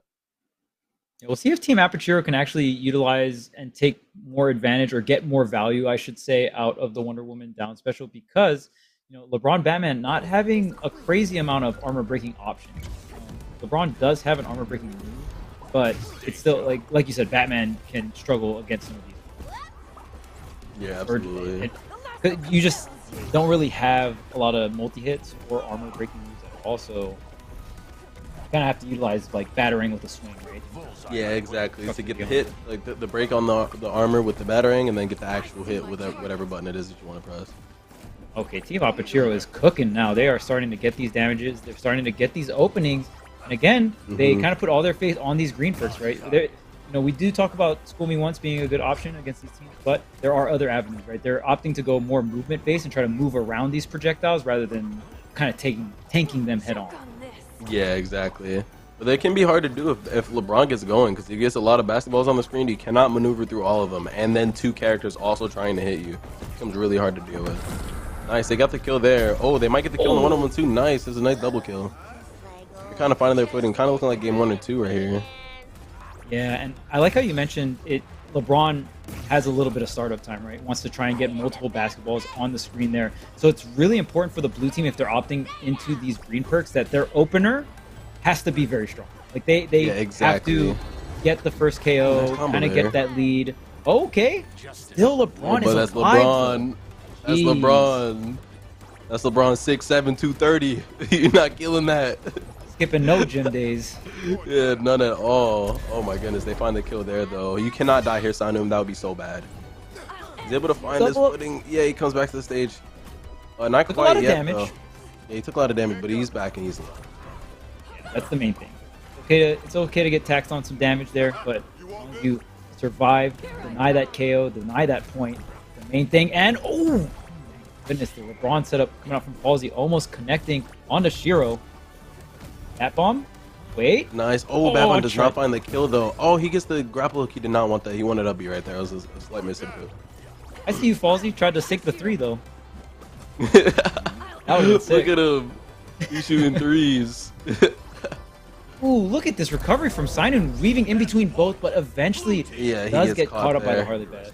But it's perfectly fine. LeBron is pretty healthy here, so I think you have to find a kill on both of them nearly at the same time, because you don't want one of them to come back with full stock. Nice, the battering spikes. That was beautiful. Fully charged battering from Sinun. He had to aim that and steal that off the stage too, without hitting it on the edge. That was really solid. Yeah, being that close to the wall, really, really amazing gameplay. And I feel like with this set, we really saw it came down to who got the lead, right? Both these teams, especially with the perk selection that we saw, it really came down to who can get those first couple KOs and really snowball it from there. And like you said, LeBron, the longer LeBron is set up on the screen and the longer you give LeBron to set up, the more balls that are going to be on the screen. And multiple threats, multiple angles, and we really saw Falsey and Sinun just take full advantage of that. And they were able to get the lead in at least 3 games. 3 out of 4 games, they were able to get the lead and snowball it. Yeah, exactly. And it's a very snowbally comp because, like I said before, when Batman gets a lot of the basketballs on the screen, really hard to deal with because they stay active for a very, very long time.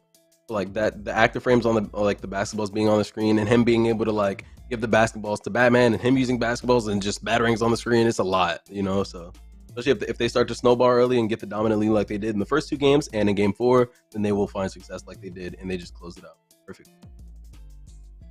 Yeah, so such a great game, and you love to see your boy LeBron in grand finals. What do you got to say about that, Yeso?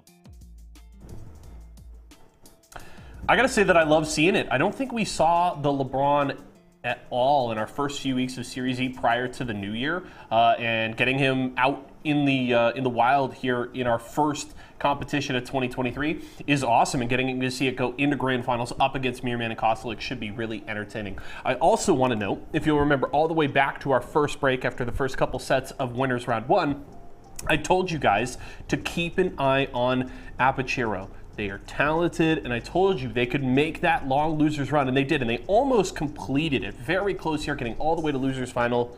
Ultimately, they fall to Falzi and Sanume there. Tough way to finish the night, but they do end up in 3rd place. They grabbed that $50, and they had a hell of a run doing so, winning 4 sets. I think 3 sets to get there, falling in their 4th set there on the loser side. But look at that. They had a really strong run on the loser side of the bracket, and unfortunately falling just short there of grand finals. But this sets up a very fun grand final. We're going to get the rematch of winners finals, which we talked about a little bit earlier, going a full 5 games, a very tight set. Both duos, of course, coming into winners finals off of those 2-0 wins in semis, and they duked it out all the way throughout. And I'm really hoping that we get a full 5 games at least in this first set. Who knows if Falzi and Sanume can force the reset here, get that win, and even things up. But at the very least, I hope we get a full 5 games in this first set, whether we get the reset or not, because that winners finals was really compelling, really fun to watch, and very tightly contested. And we'll have to see if Falzi can get that lead going early, because you'll remember they went up 2-1 in their first time around there in winners finals. And then, of course, it was games 4 and 5 that went over to Mirrorman and Cosolix. So I think they're hoping to get ahead once again and try and keep that lead and that momentum going, but we'll see how things shake out this time around. But at the very least, we've got at least one more best of 5 ahead of us to decide who is going to be our winner tonight. Of course, coming out of the loser side of the bracket will require that reset and those back-to-back best of 5 wins. Going to be a tough test, but I think it should be a very fun way to end the night. And the fact that, as Charles mentioned, we're getting that LeBron James in grand finals should be a very fun set, and I'm certainly looking forward to it myself. I hope you all have enjoyed the day so far. We've just got a little bit more action to go before we crown our winner, the first one here of 2023. I'm going to hand it back over to Charles in K7 to get you right into grand finals. All right, grand finals. We got LeBron James in grand finals too. I'm ready. I am ready. Back in the finals again, LeBron? Let's get it. Let's get it. Let's see if he can make some more get done. Falzi and Sinum are going to face off against Mirrorman and Cosolix. I don't know how this matchup is going to go, but I think they should play it well enough to see a reset. I hope. I would like to. Yeah, I would definitely like to see a reset. We saw a Game 5 scenario against both of these teams in winners final, so this is a run back, but it was Cosolix and Mirrorman that was able to take it in a Game 5 situation, but the Game 5 was pretty dominant. I feel like in terms of maybe some of the nerves showing, and Cosolix and Mirrorman just played so clean as a team on that Game 5 that it was just so dominant. They essentially just didn't really lose neutral that much. And we'll see the perk loadouts here. It looks like School Me Once is getting taken at least by, both characters here. And we're spreading out some of the perks as well for Team Vitamin Water. As you can see, they find value out of the School Me Once, and Mirrorman and Cosolix are just, they recognize, like, hey, this is the team that wants to have a lot of projectiles in their combos, and they want to try and deny that. So they will find some value out of it, but we'll see how much as we get into this first game. And School Me Once was almost back in the day, it was a staple staple perk against Bug Velma. Again, I don't think it's so much staple against Velma particularly as it used to be, because it used to be more of like, oh, we're blocking straight projectiles, but I think we actually saw Falzi and Sinun with the perk, or at least in the loading screen. I don't know if we got switched out or not. We'll see if actually both of these teams... see it. They probably do have it. It's not a bad. So both these teams might be rocking the nerfed version of School Me Once. Yeah, nerf me once. Nerf me once, man. Not enough. Oh yeah, they do have it on. They do have it on. Okay, all right. A lot of commitment here for the projectile, and you just kind of see both these teams really opting their perks more invested into neutral, right? When you're taking School Me Once, it's going to be more to either break up neutral or to break up the combo follow up. But they have to be careful here. I think they're kind of just feeling out neutral, trying to see where things are going. But I think as the LeBron Batman comp, you kind of have to force the issue. I don't think sitting back is going to be in your favor. It causes you to have to dodge too many spells. Like you have to dodge Bugs Rocket, you got to dodge more safes, you got to dodge more text bubbles, more lasers, more everything. You know, you just get them, you just let them loop cooldowns on you. You don't really want them. Yeah, both these teams get benefits. Rocket seals it. Both these teams get benefits staying in the back, but yeah, I completely agree with you. The blue team is going to get a lot more value, so it's going to just kind of snowball out of pressure, or absolutely out of control, I should say. Yeah, they're definitely just kind of looping cooldowns here. He's just throwing a bunch of pies. He's got a bunch of rockets on the screen. He has another one here. Yep, I knew it. It's another save. Dang. Cosolix hitting the safe on the way down. Yo, flashlight. That was like an instant projectile. Oh, speaking of projectiles, the battering, the snipe on the left side. Yep.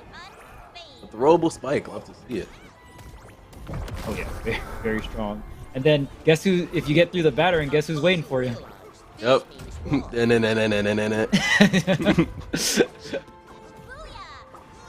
Oh, nice fully charged up B from Sinum. All right, Falsey and Sinum, they got the lead here. Falsey is at 112% here, and yep, there's the mallet, the dunk coming through from Mirrorman, going to even things up. Yep. Always got a dunk too. You see that jersey you got on? Oh yes, there's two basketball players on the screen. Right. Shout out to the I believe it was the Season 1 Battle Pass. Robin not in the game, but kind of. Yeah, we got Batman and Robin versus, I guess. I didn't even notice that. Oh my goodness. Yeah, it's Batman and Robin. Yeah, it's Batman and Robin versus Bugs LeBron James. Okay, Belmont getting KO'd off the top here. Your man's got to be careful. This is not... It's slightly in the disadvantage of the blue team, but able to find the right hit. They should be able to seal a deal. Rocket coming down. We're going to have to play more of that front line here, Mirrorman. Trying to weave in and out that back line. Make everything count. Setting up the horizontal rocket. We actually haven't seen this set up too much. We usually see up rocket coming out from Mirrorman, but oh, he actually gets value out of it. Yeah, he gets hit. He got the hit. Oh, snap. Watch out. Almost got something to say with the megaphone. Yeah, she's taking pictures too. You gotta be careful. Bringing out the whole arsenal here.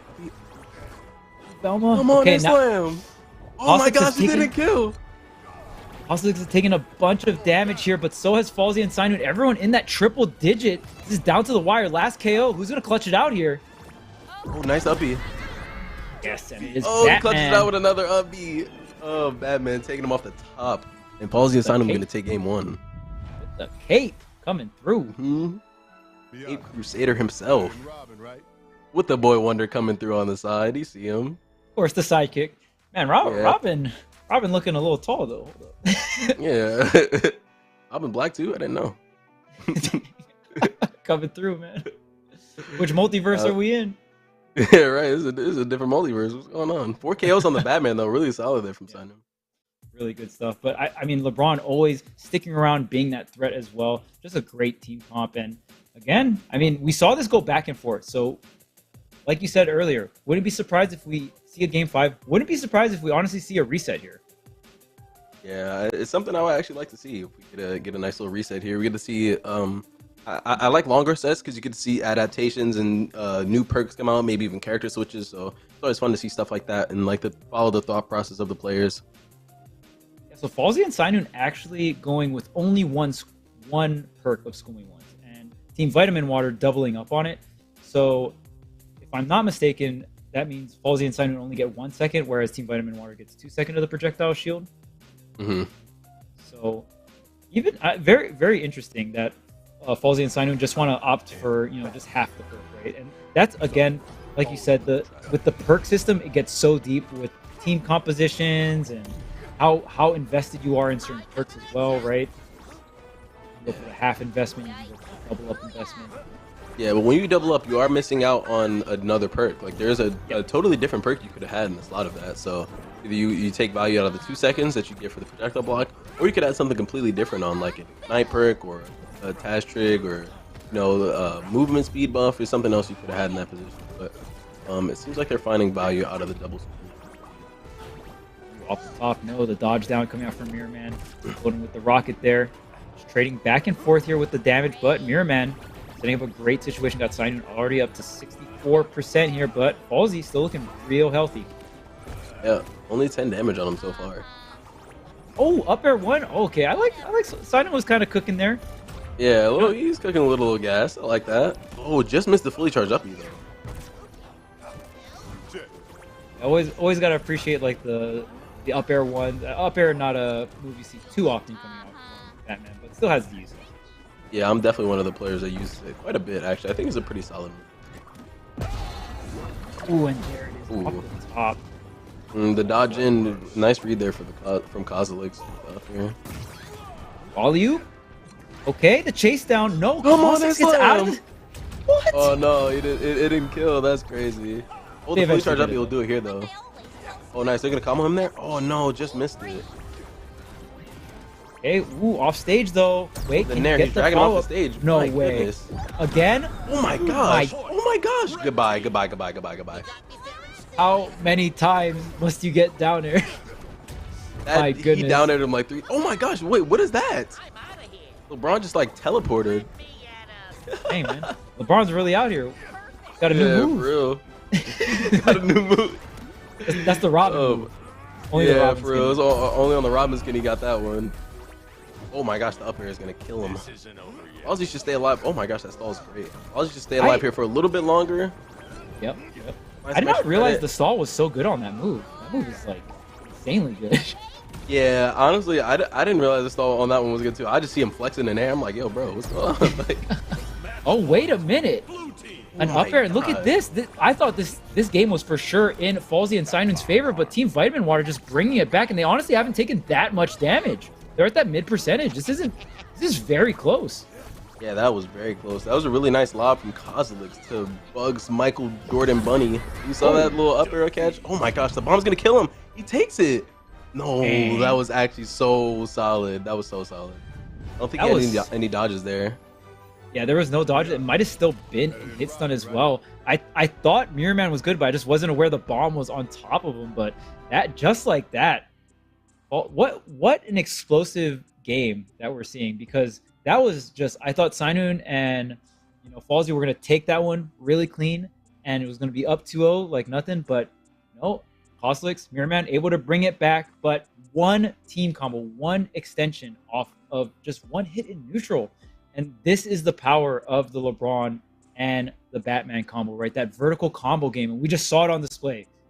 I mean, connected a hit on to Mirrorman at around 50 or 60%, and that was it. Yeah, and the Bat Bomb as well, generating so much pressure. Like, as soon as you get any hit, like, it's like a grounded up B into air up B. And if you have Bat Bomb on them and you have LeBron follow up with just like a simple up air, like how they just combo them right there. He's all the way at the top with no options, high enough percent. That Bat Bomb is going to take the kill. I know a lot of Batmans at like lower levels, they'll autopilot the Bat Bomb into the Batarang, but you get to see more versatile Batman play with the Bat Bomb, specifically the higher level play you go. And I know you do a really good job of mixing up, like, okay, I'm just gonna have Bat Bomb on me, try to win neutral with the Bat Bomb, and then there's sometimes throw with the Batarang, right? Yeah, exactly. I think you find a lot of value out of it if you're able to apply a Bat Bomb onto someone and still have that Batarang in the back pocket. Yeah. Then you're just doubling up, right? Instead of putting all your eggs in one basket, essentially. Yeah, exactly. You kind of get the spread out the cooldowns. Also, it doubles up on the risky side too. Like if you throw Bat Bomb with the Batarang, if you just if any projectile clashes or you manage to mess it up, you lose out on Bat Bomb and the Batarang. So like it's good to spread them out. All right. So Team Vitamin Water here, Game 3. Falsey and Sinun now see Team Vitamin Water. They got another set to work with, right? So they're still sitting pretty comfortable, but Falsey and Sinun have caught on to something, because they're making this two games in a row. Oh, look at this string. Jeez. Oh my gosh, Batman. Oh my goodness. Wait, you can't walk in the up rocket. That's not safe. Oh my gosh, the Nairs? Nope, doesn't quite get it. Cosolix is a little too far away to help out. Safe. All right, blue team setting up shop here. Okay, but red team does get in, gets the opening. Nice up B. Oh, he should have target swapped to Velma. Oh no, you don't want to go like out like that. Yeah, hate to see that. Jumping into the rocket. And I mean, Right. we know that move is very powerful, and we also know that Batman is extremely light. So got hit around like 80% or so, and that was hurt. Easy too. Oh my goodness, he almost found the follow-up there. Mirrorman putting it down. Yeah. Up rocket's off the table here. He just used it, so they have an opportunity to go in. Yep, there it is. That bomb's on him. You can find the kill if they're looking for it. Oh, not quite though. How did Mirrorman live? My goodness. Yeah, they just didn't apply enough. Yeah, they didn't apply enough pressure to him off the edge of the stage there. Oh, but the double. Nice. The double upper. Gotta be careful because you have to recognize he does have all his cooldowns back. Yeah, see, look. Projectile block put in pain for him right there, though. I gotta say, this down special coming out from Falsey, the guard is so good. There's so many situations. Getting a lot of value out of that. Yeah, there's so many situations where you can just tank from either up close or really far away. Just having it as a stall as well. It's taking forever for look at this, 157 still alive. My goodness, I thought he was surely gonna die there at the edge, or at the end there. But I like the blue team's adaptation. Look at this. They're just focusing on Batman now. Batman is the lighter character. We don't... Eventually, LeBron has to come in, has to assist the team. Yeah. We're going to focus on the lighter character.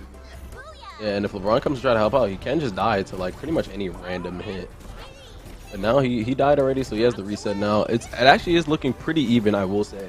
Blue team does have a stock advantage, but 97 on Velma. She can die pretty soon here to nearly anything. Oh, I guess... Like Cosolix wants to get a little bit of damage on the way out. Okay, yeah, he's trying to find some extra credit. Yeah, he died. Oh my gosh, this could be death here for Mirrorman if Cosolix does not help out. Oh no, he finds his way back. That slight window of opportunity, right? Gotta watch getting hit by that up rocket. Wait a minute. Oh, and yeah, Mirrorman not going to be able to get out of that situation. 3-0 for Falsey and Sinun.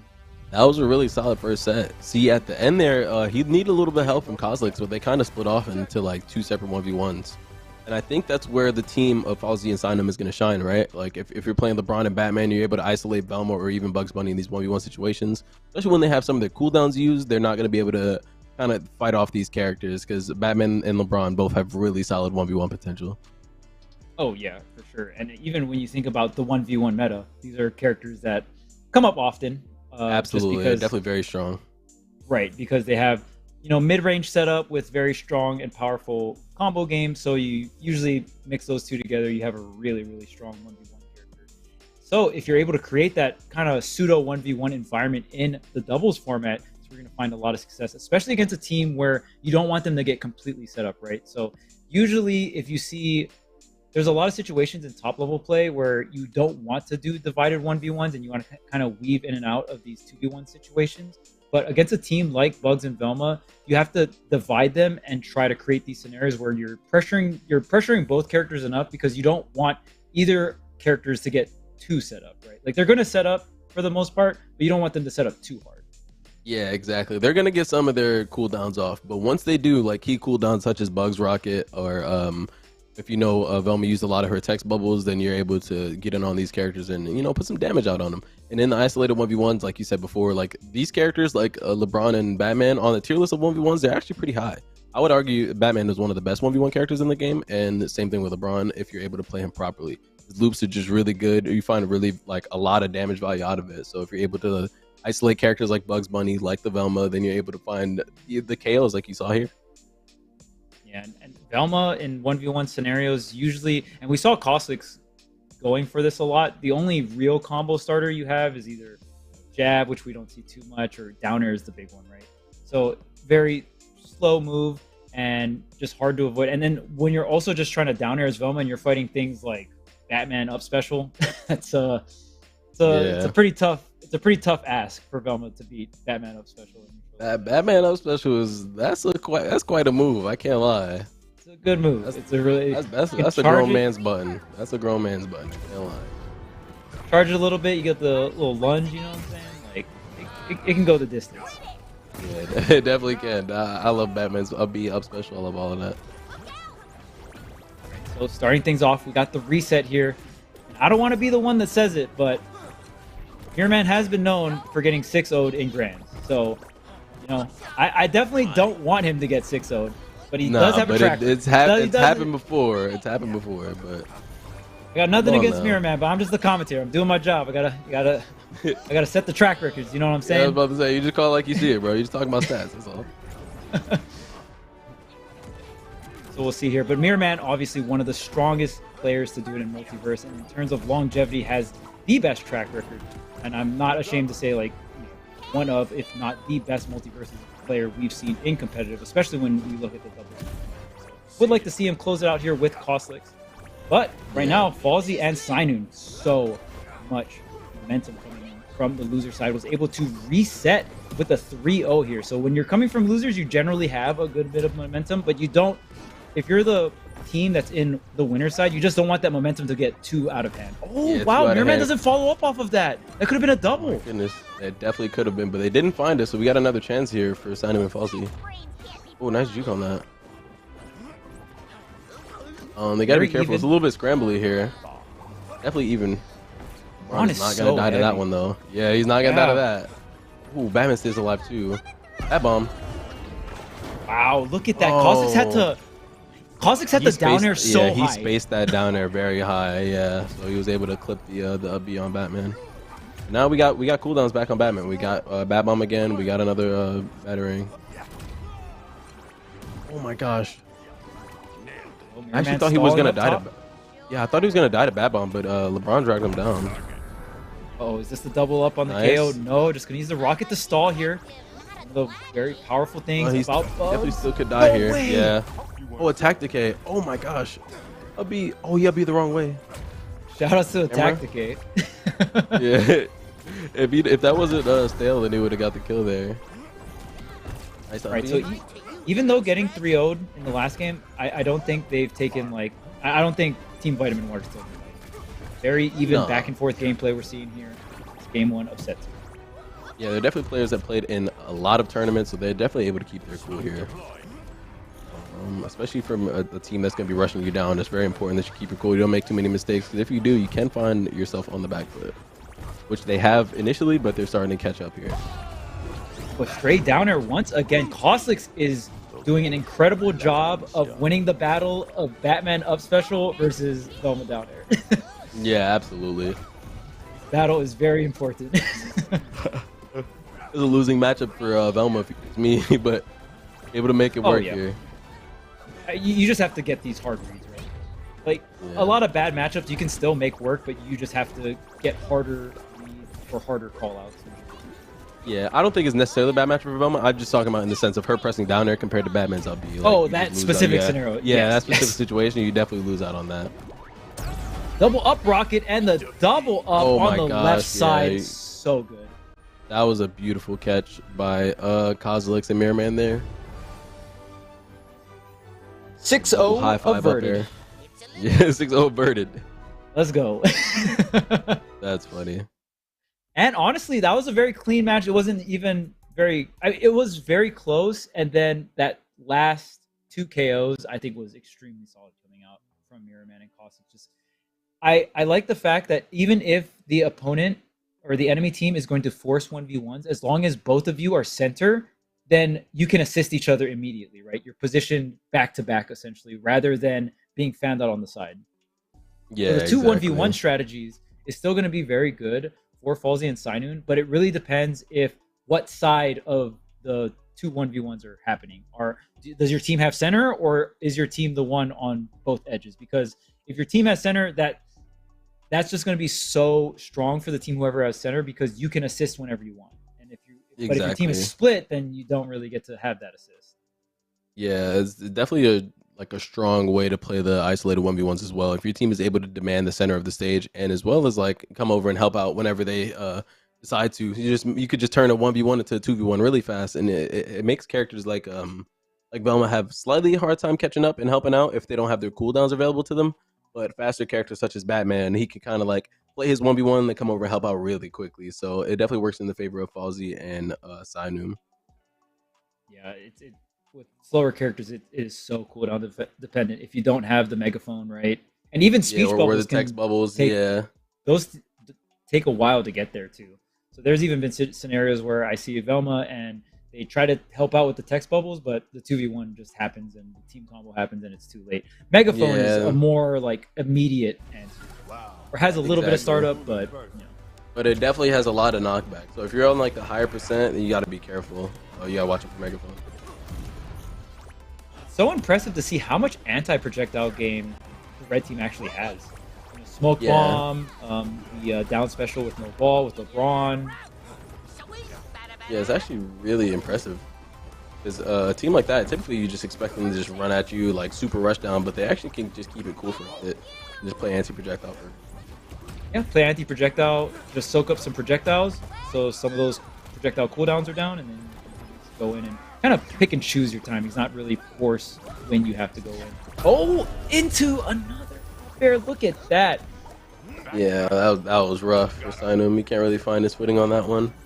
Hits him with the laser off the side. Bad bomb onto Velma here. Mirrorman and Cosolix able to start things off with the lead is going to be so big for them. Yeah, absolutely. Especially since we know how the red team kind of operates a little bit, whereas if they start off well early, then they can snowball into a win. But if they're not able to find their footing, it becomes infinitely harder to find these openings in neutral. Nice fully charged up B into the follow-up. Nice, gets him off the stage. Just one kill for them.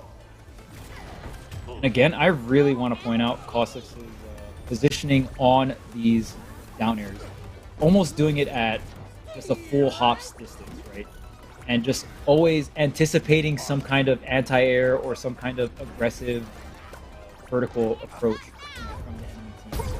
These down airs have been doing so much work for Cosolix in a sense of getting KOs and also just preventing Cosolix from getting hit.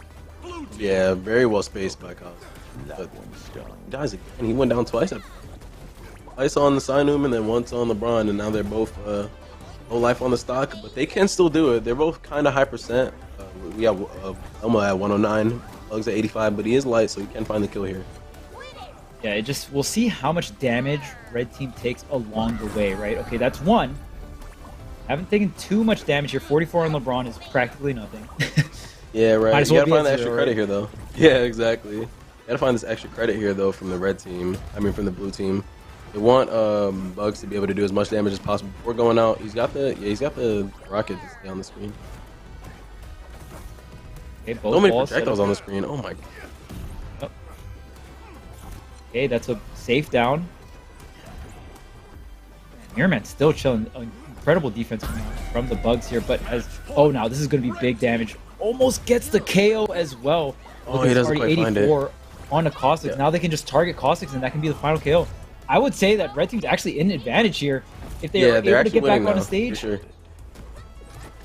You gotta be careful though. As Sinum, Sinum does have to watch out, because if he can die to something will kill him. Like up rocket and the up B kills him. So I think as the Batman player here, you gotta be cognizant of when rocket is on cooldown or not. Yeah. He just tried to use it. He still has it. Yep, there it is.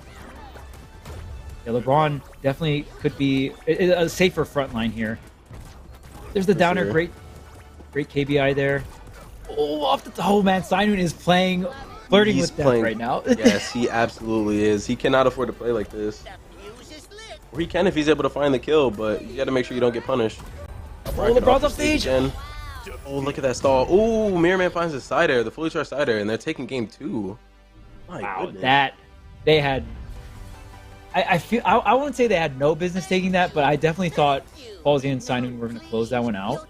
But incredible survivability coming out from Mirrorman, able to tack up so much damage and even close out on the final edge guard there with the side air. And on top of that, Cosolix did a really good job of just occupying Sinun, right? In that situation, Batman is really fast and can assist his teammate in those edge guard situations, but Cosolix did just such a great job of like, if you want to get to that offstage situation, you got to get through me, right? Yeah, absolutely. It's good to have a good front line like that too. But in the sense of like, I guess the Bugs Velma comp, they don't really have someone who's frontline. They're both kind of just like running away, playing the catch me if you can game. But I think it works out pretty well when you have some really big hitting moves like the Bugs up rocket and camera and whatnot. So. Yeah, you just get some chip damage along the way, and then you're gonna probably find some really big opening.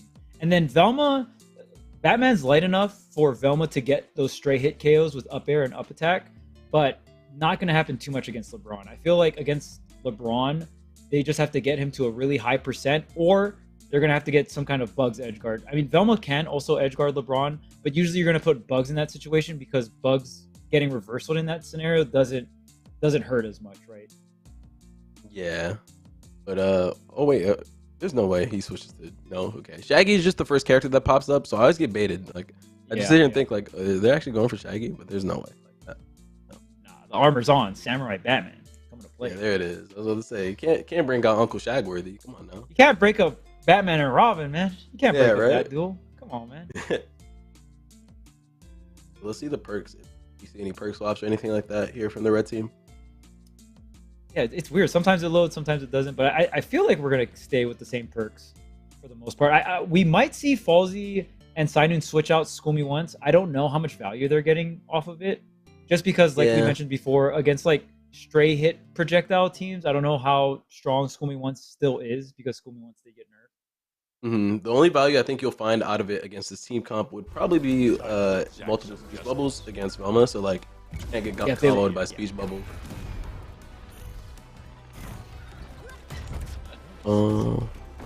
Yeah, we got to just hanging out round start. Yeah, the round start is always like a 5-second wait. You know? Yeah, they did that like every round start. Yeah. All right, so we'll see if we get the 3-0 retaliation. Definitely didn't expect both of these sets to be 3-0, just because we did have a Game 5 in Winners Finals. Oh, the double! Ooh, early game from Sinum here. I don't think I've ever seen a double, like a 3-0 then reverse 3-0 in like grand finals in a tournament ever, actually. Like, I haven't seen a team on Winners lose 3-0 and then just come back and win 3-0. That just, I don't know, like down 5 games. The reverse 3-0 from being down 5 games. Yeah, I don't know, this is so weird. But at the end of the set, it would technically be 3-3. Like, if the first team won like 3-0 and the other team was like, what? I think it wins the tournament. Yeah, exactly. I think in a situation like that, y'all gotta run the one more. Yeah, I can't go out like this, bro.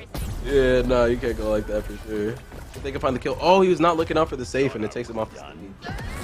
Oh my goodness, Sinun, I need you to calm down right now. Because Sinun was like, "You're not gonna 3-0 me." 3-0. How about these 3 KOs in a row right now? Yeah, nah, he's definitely putting in work. Nice. Just the bat bomb on him. You can find some extra damage. I don't think, oh my gosh. See right there, they just have to come to the realization. They got to put the pressure on Velma right there before Bugs Bunny's able to set up. Now he has rockets on the screen. He has tunnel. And now he's looping. Look, he's looping LeBron off the stage. LeBron getting twirled on. Hold up. Yeah, right. He's getting twirled. That was crazy. Oh, nice. Oh, hey, almost took him off the top there. We've seen Mirrorman and Cosolix make incredible comebacks here, and this would not be any different. A team with a really solid lead, but Velma leading here. Cosolix needs to stay alive. Yeah, Cosolix needs to stay alive here, and it's definitely very doable because Velma is one of those characters who can find value in the backline playstyle.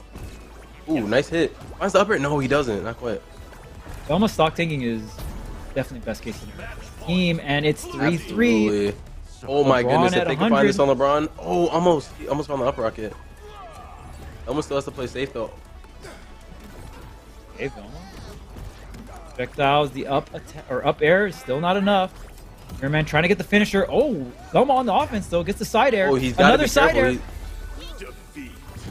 Oh, that killed him. Oh my gosh, and they actually did find the 3-0 there. It was not looking like it when Sinum started out with the first 3 KOs. But they actually figured it out. They figured it out and got the 3-0. Incredible stuff coming out from Mirrorman and Cosolix. I mean, we talked about Robin and Batman being an iconic duel. Well, I got to tell you, in MultiVersus, the most iconic duel, to me at least, is going to be the Bugs Velma when we think about meta comps. And right now, Mirrorman and Cosolix showing what they got with the comp. And again, like I said, Cosolix was playing a lot of Stripe in the beginning of this Season 1 for MultiVersus here for Series E. But I love to see the Velma coming back. The Velma Bugs, still a very prevalent comp. Not as strong as it used to be, but they just play it so well. And they're so comfortable on that comp, and you can just see it through their gameplay. Yeah, you could definitely tell. They played that last set really well. Congratulations to Team Vitamin Water. Mirrorman and Cosolix taking the week 1. These are your champions for today. Yeah, and I mean, I wouldn't say in of extremely dominant fashion. Like they did get reset. Winners finals was game 5, right? But game 5 was in their favor quite a bit. But I would say, and I said this in the beginning of the tournament, right after they played their first round and second round, I was like, man, this is the cleanest I've seen Mirrorman and Cosolix play. Like, it just in terms of gameplay, and then we just saw them in winners finals, grand finals. Really, yeah, you kind of called it out. Yeah, I was just like, man, they're playing so well, and yeah, this is the expectations that we have for them.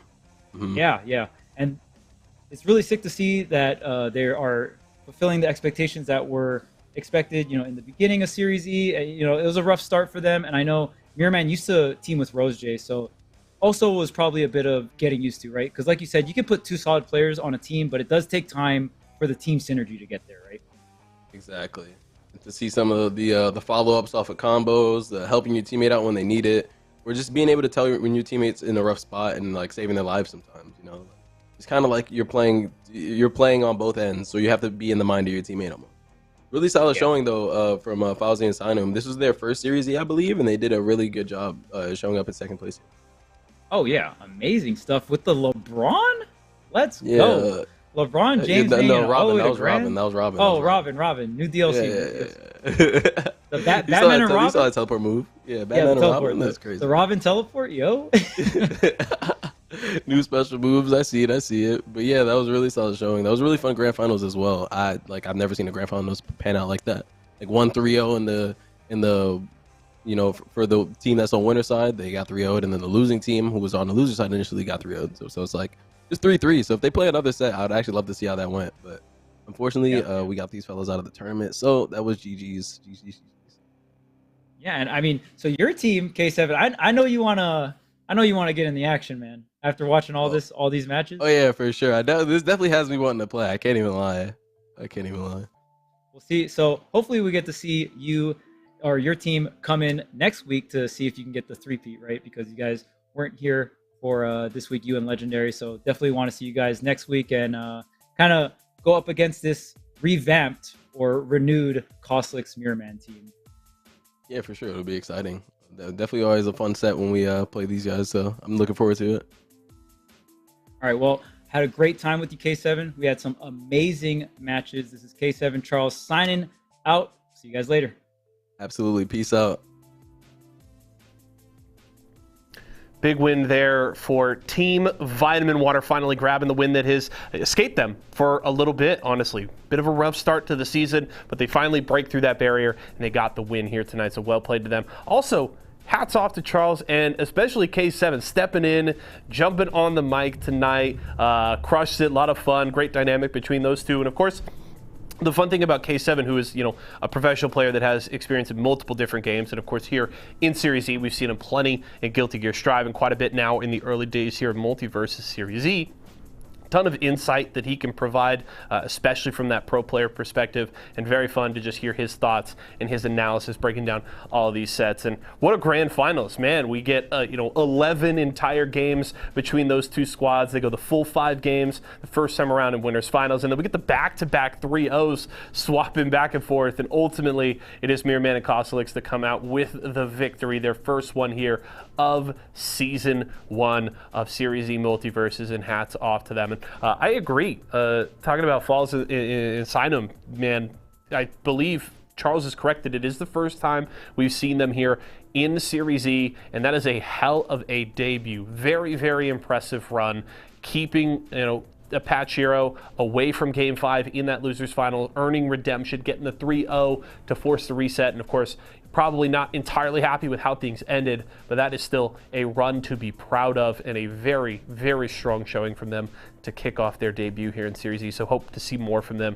in the very near future. And maybe if we're lucky, like K7 was talking about, we'll see him in Legendary back here deep in these brackets, playing sets against Mirrorman and Cosolix and the rest. So very much looking forward to that. That is going to do it though, folks. We are at the end of our first week here of 2023. Do very quickly want to say at the end of this awesome bracket and this awesome day, a big thank you to Player First Games as well as Warner Brothers, who have been supporting everything we're doing here at Series E with Series E MultiVersus. We are very thankful for the continued support and very excited for the future because MultiVersus has been an absolute blast so far, and we can't wait for more. So big thank you again to Player First Games and Warner Brothers. As we wrap up here tonight, another reminder, if you want to continue to support us here, make sure to head over to walmart.com/esports arena and pick up any of the products you need from all of our partners. That's going to wrap it up for tonight. We'll be back next week. Apex Legends, Guilty Gear Strive, MultiVersus, and more. Don't miss out on it. But for myself, the entire live broadcast crew,